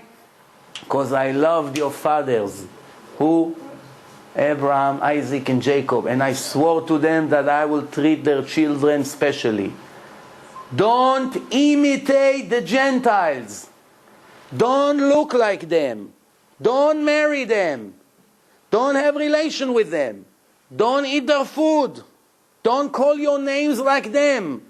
Be separated from them because you are holy to me. Because I am holy and I made you holy. Please explain me after reading this.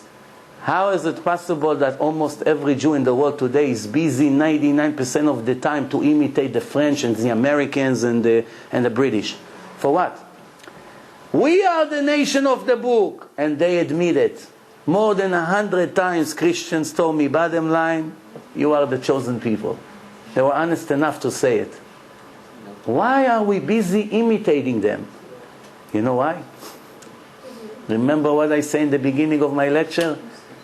The biggest danger to a person, especially to a Jew, is ignorance. When you don't know, you have in your house the book of your Creator on the shelf for 20, 30 years.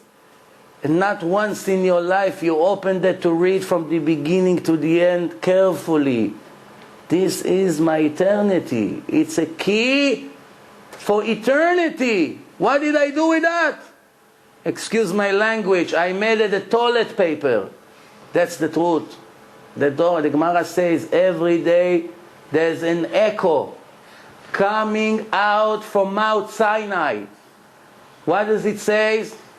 Oy labriot me'elbona shel Torah. I will not tolerate, I will not forgive that the Jews, my children, embarrassing my Torah. It's on the shelf and they don't even open it. New York Times, they read 15 times a day. Internet, they know everything. They know the size of the shoes of Hillary Clinton and how many shoes she bought in the last month.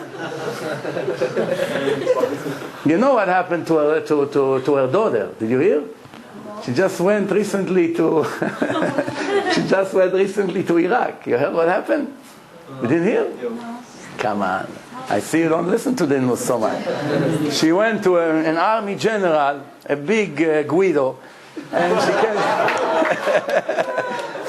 and she say, hey, Mr. Smith, how you doing today?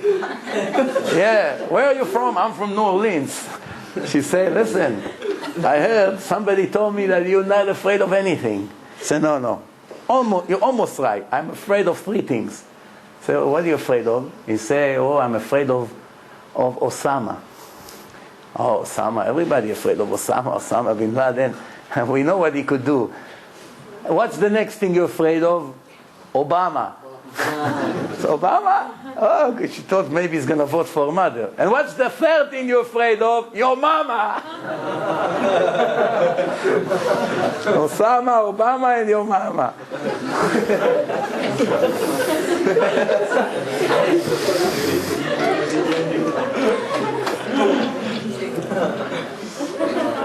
I know that when you went to college, you asked your professor who invented the first telescope. And what did he say? Galileo Galilei.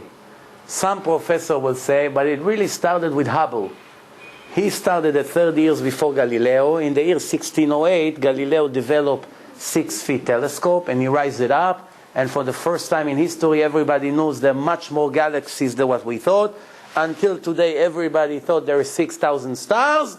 And now everybody knew there's much more than 6,000 stars. What happened to Galileo after he finished his telescope? The Christian church took him to a special place. That's how they used to kill those who were contradicting Christianity. They put them inside the house and took sand with shovels and threw it inside, and from the dust he couldn't breathe and he died. That's how they killed him. But before they killed him, he proved one thing the Torah said. But before we get to it, because time really ran out, so you know how it is. There's so much more to show, but there's no more time. But one last thing I will show you that you remember that. First, the truth is that the Torah, the Gemara says that Rabban Gamliel had a tube. He was looking into that tube every day and watched the people that coming away from where? From 2,000 amma on the ground and 2,000 amma in the river, in the ocean. 2 and 2, it's 4,000. How much is that? 2 kilometers. 1.5 miles away. About 30, 40 blocks in Manhattan.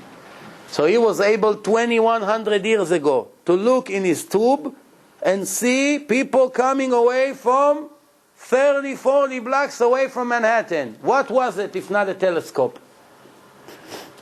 Why did they say in college that Galileo is the first one who had a telescope? Next time when you go to the college, show it to the professor. It's the Gemara, Masechet Eruvin, page 43. And not only that, the whole world was arguing if the world is round or it's flat.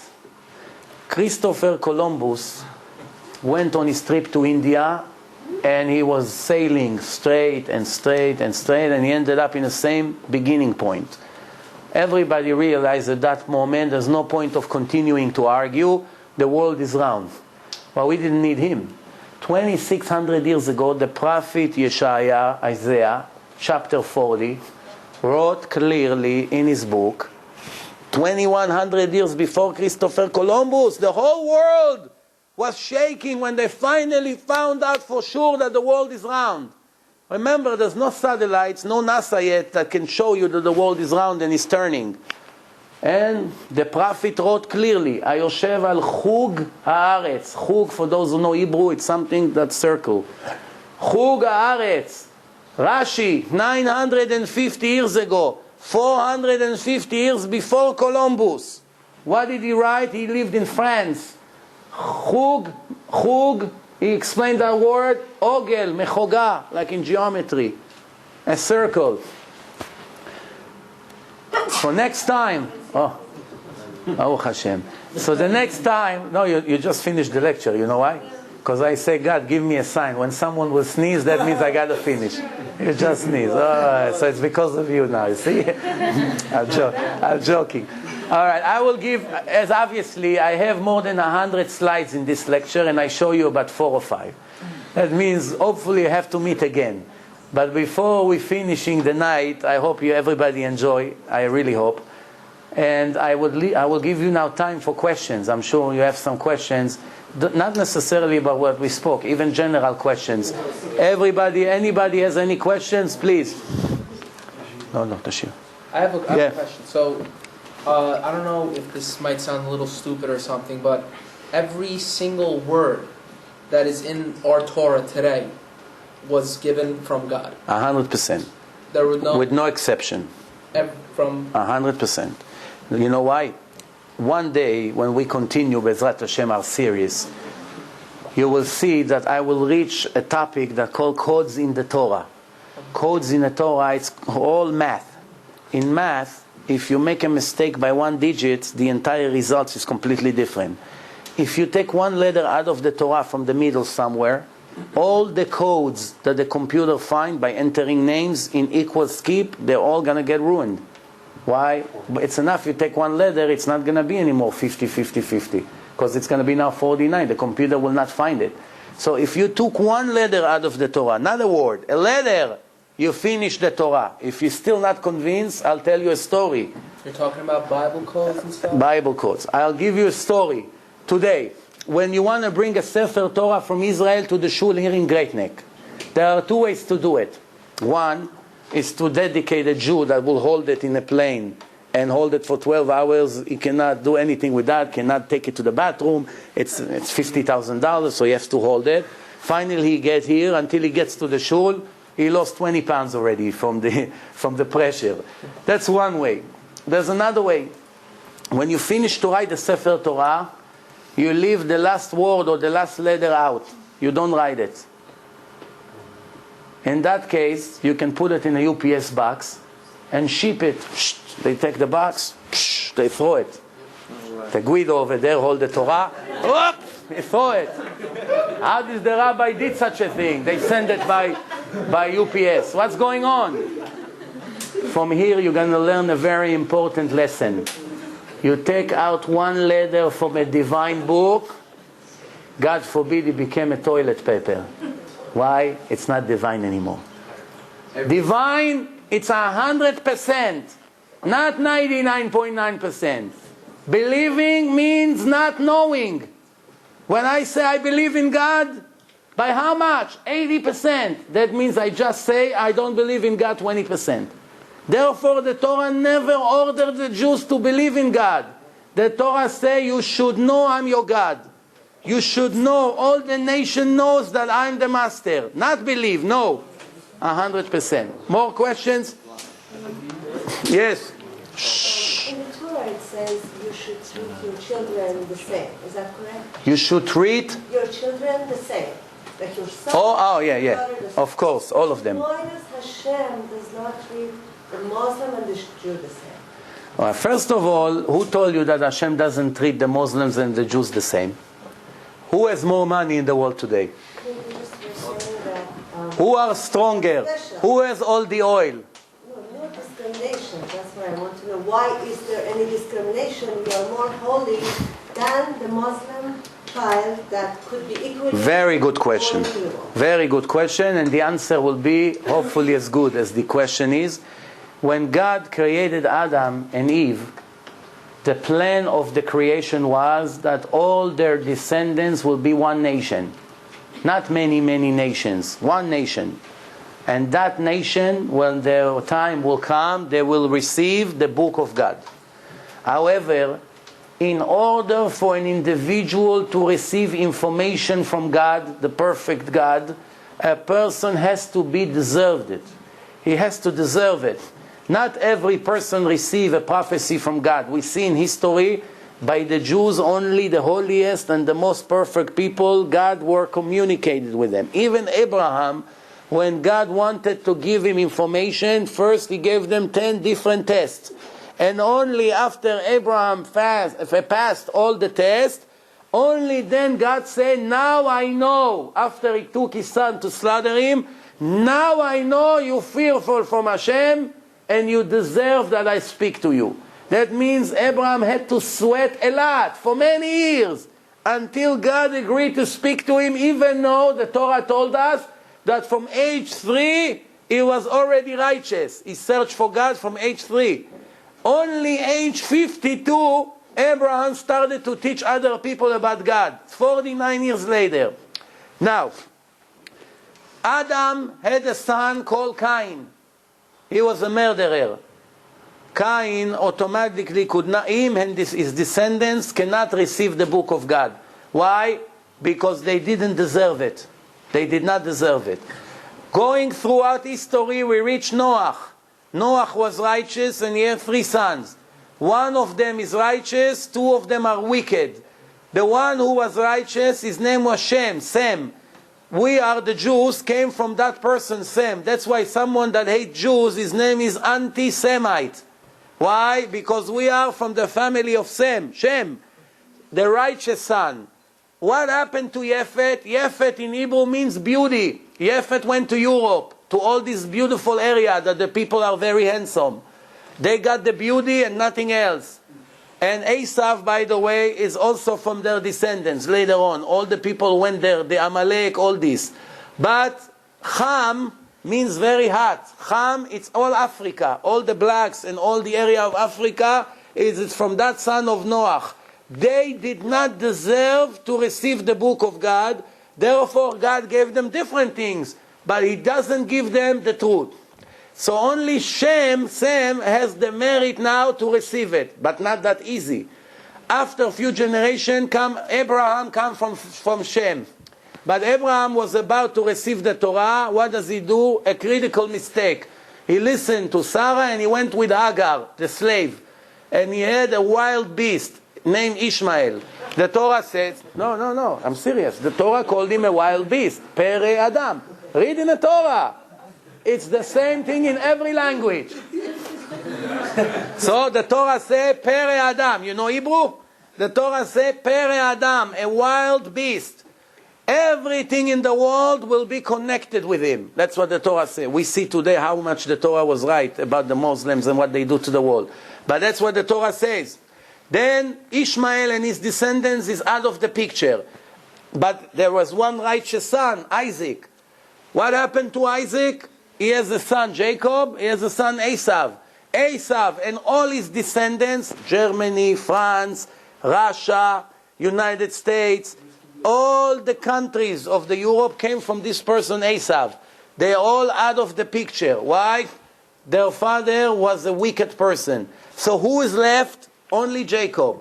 Jacob has 12 righteous children. They're all righteous. 12 tribes came out of him. The 12 tribes, since Jacob reached perfectness, God said, now it's about time to give my book to this family. Why? Because they're all good. There's no bad there. Everything is good. But in order for me to give them the book, I have to send them for a time of preparation. Only somebody that was down to earth, a slave, was deprived and depressed by other nation. Only somebody like this can receive a book full of orders. Someone who is very wealthy and healthy and is a boss, to come and tell them do this, do that, it's very difficult. Let's send them to slavery in Egypt for 210 years. After they're going to reach the bottom of the bottom, I'm going to save them and give them the Torah, and this is what happened. However, you should know that even though 99% of the people came from wicked people and they lost their merit to receive the Torah said that every goy has the right to convert to Judaism, and once he converted for real, not because he met a beautiful Israeli girl or a Persian girl from Great Neck, because he wanted to move to Great Neck, so all of a sudden he has a yarmulke on. Not because of that. Because he really recognized the truth of the Torah.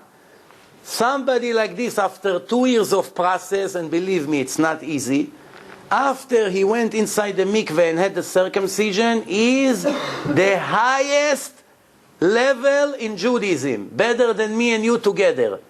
If you see a convert, a real convert, and we have thousands of converts today in the Jewish nation, by the way, you should know that Ishmael, the Arabs, Ishmael, the Zohar say, don't have the merit to convert. You don't find any Arab converts. And if you will find one or two, they were Christians, not Muslims.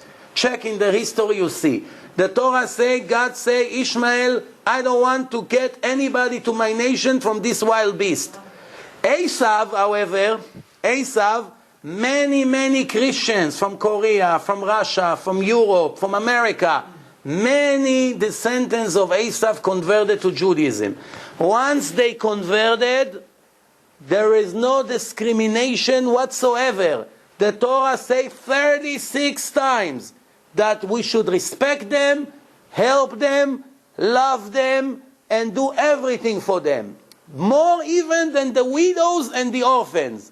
So I think that if you knew what I just told you, you wouldn't think there's any discrimination against any goy.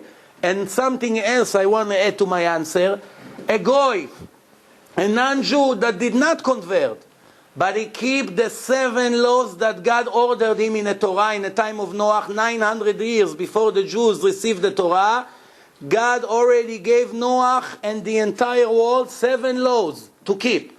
Only 900 years later, he gathered the Jews to Mount Sinai and gave them the entire Torah. Up to then, everybody in the world was equal spiritually. 7 laws. If a goy, Arab, Christians, Chinese, doesn't matter. If he keep the 7 laws that God ordered the Gentiles to keep, he is in a higher level than a Jew that not keeping Torah and mitzvot in the eyes of God. 100%. He's a righteous goy, and the Jew considered to be a wicked Jew. However, the difference is that if the goy one day would like to become a Jew, he has to go through 2 years of hell until he's going to become a Jew. The non-religious Jew, all he has to do is accept, tomorrow I'm changing, that's it. Rabbi, tell me, give me a list of books. What's my next step? I don't want to waste my life. I don't want to live here 7 years and just care about the size of my house and my clothing and my food, not even knowing the purpose of life. Why God put me here? I'm in a test. Where does the Torah say that everything in life is a test? Ki menaseh Hashem etchem. God is testing you. What's the rest of the pasuk, the sentence? To check what's in your heart. Are you going to listen to Him or not? In another place in the Torah it says, Ki menaseh Hashem etchem. God is testing you to see if you love Him or you don't. To see if you are ungrateful to Him or you are grateful to Him. I want to ask, who knows what's the meaning of the word Jewish in Hebrew? Yehudi. Where does it come, this word from? Yehuda. From Yehuda, right? Why not from Shimon? Why we don't call the Shimonim? Yosef was a very big righteous person, no? Why don't we call the Yosefim? Why Yehudim after Yehuda? Judaism has 2 meanings. The word Jew means modeh. What does it mean, modeh? 2 meanings to the same word. 2 different meanings. Modeh means thanking. I thank you. That's called modeh. Ani modeh lecha. I thank you. And I admit that what you say is correct. 2 words. 1 word. 2 meanings. That's all life is all about. That's what Judaism is all about. You can ask a person, what's the purpose of life? The answer is the word Jewish. That's everything. Why? You have to be grateful to everything God is doing for you. If you're going to work on being grateful, believe me, you're not going to be a sinner. You don't want to spit in the face of the one who gives you oxygen. He gives you money. He gives you health. He gave you a wife. Depends what kind of wife. But He gave you a wife. He gave you children. He gave you a car. He gave you a watch. He gave you millions of things. And what do you do? Only complaining. I don't have enough. It's not fair. So that's one thing. You should be thankful. Second, you should always search for the truth. And that's the truth. No matter who said it. Jew, a goy, the rabbi, your friend. That's the truth, I must admit. That's a very high level of Judaism. You understand? So now the point is you should know that everybody can control his future. I'm not talking only in this world. This world, it's going to be like a blink of the eye. Before it started, it's over. 70 or 80 years, when the soul separates from the body and goes up to heaven, it would look, this life, like a blink of the eye. That's what the Gemara says, keheref ayin. You know what this means, heref ayin? The muscle of the eye, 20 times a minute rest.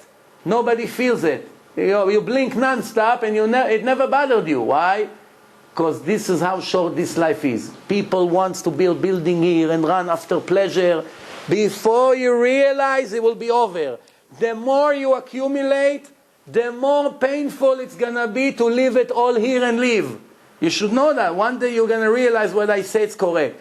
So what's the point? The point is, let's search for the truth I would like to fulfill the mission that I have to do in this life. Where do I find what do I have to do? First thing I do tomorrow morning, I open up the book of God and I read it from the beginning to the end, in Persian, in English, in Russian, in Hebrew, it doesn't matter. I want to read it from A to Z. I have problems understanding it. I pay a few dollars for somebody from the yeshiva. I want to learn with you an hour every night. 1 month only. I want to first see what God wants from me. I promise you, after you read Sefer Dvarim, not the whole book, just Sefer Dvarim, none of you will ever behave the same like you behave until today. None of you, I guarantee you, I promise you. You know why? Because when you begin to read what God's speaking to you, you're going to have tears in your eyes. God say, what am I asking you to do? The thing that I'm begging you to do is that you should listen to me, that I should reward you in your end forever and ever. Where does it say it? I'm paying the righteous Jews to thousands of generations. And I'm paying the wicked Jews cash to their face to get rid of them. That later I owe them nothing. It's a sentence in the Torah, not the rabbis. No, in the Torah, in the text. Paying the righteous people. Only later I will delay the payment to the righteous people. I will never delay the payment to the wicked people. Why? Every wicked person, wicked doesn't mean evil, don't get me wrong. Wicked means do not follow my orders. Can be a very nice person, but don't listen to my orders. So, therefore, he fasted in Yom Kippur once a year, I owe him a lot. He gave charity here and there, I owe him. He came to pray once in a while, I owe him. He did a mitzvah, he made peace between two Jews, I owe him. He went to visit a Jew in a hospital, I owe him. He helped building the synagogue, I owe him. What is his dream? What's his dream? He wants to own a baseball team? I'll make him successful in that. How many things I owe him? It's all out of the list. I paid him. He wants a nice house? Take a nice house. He wants 15 cars? He's a collector of Rolls Royce? Take 15 Rolls Royce, no problem. What else I owe you for? I guarantee to pay you in this temporary life. What do you want?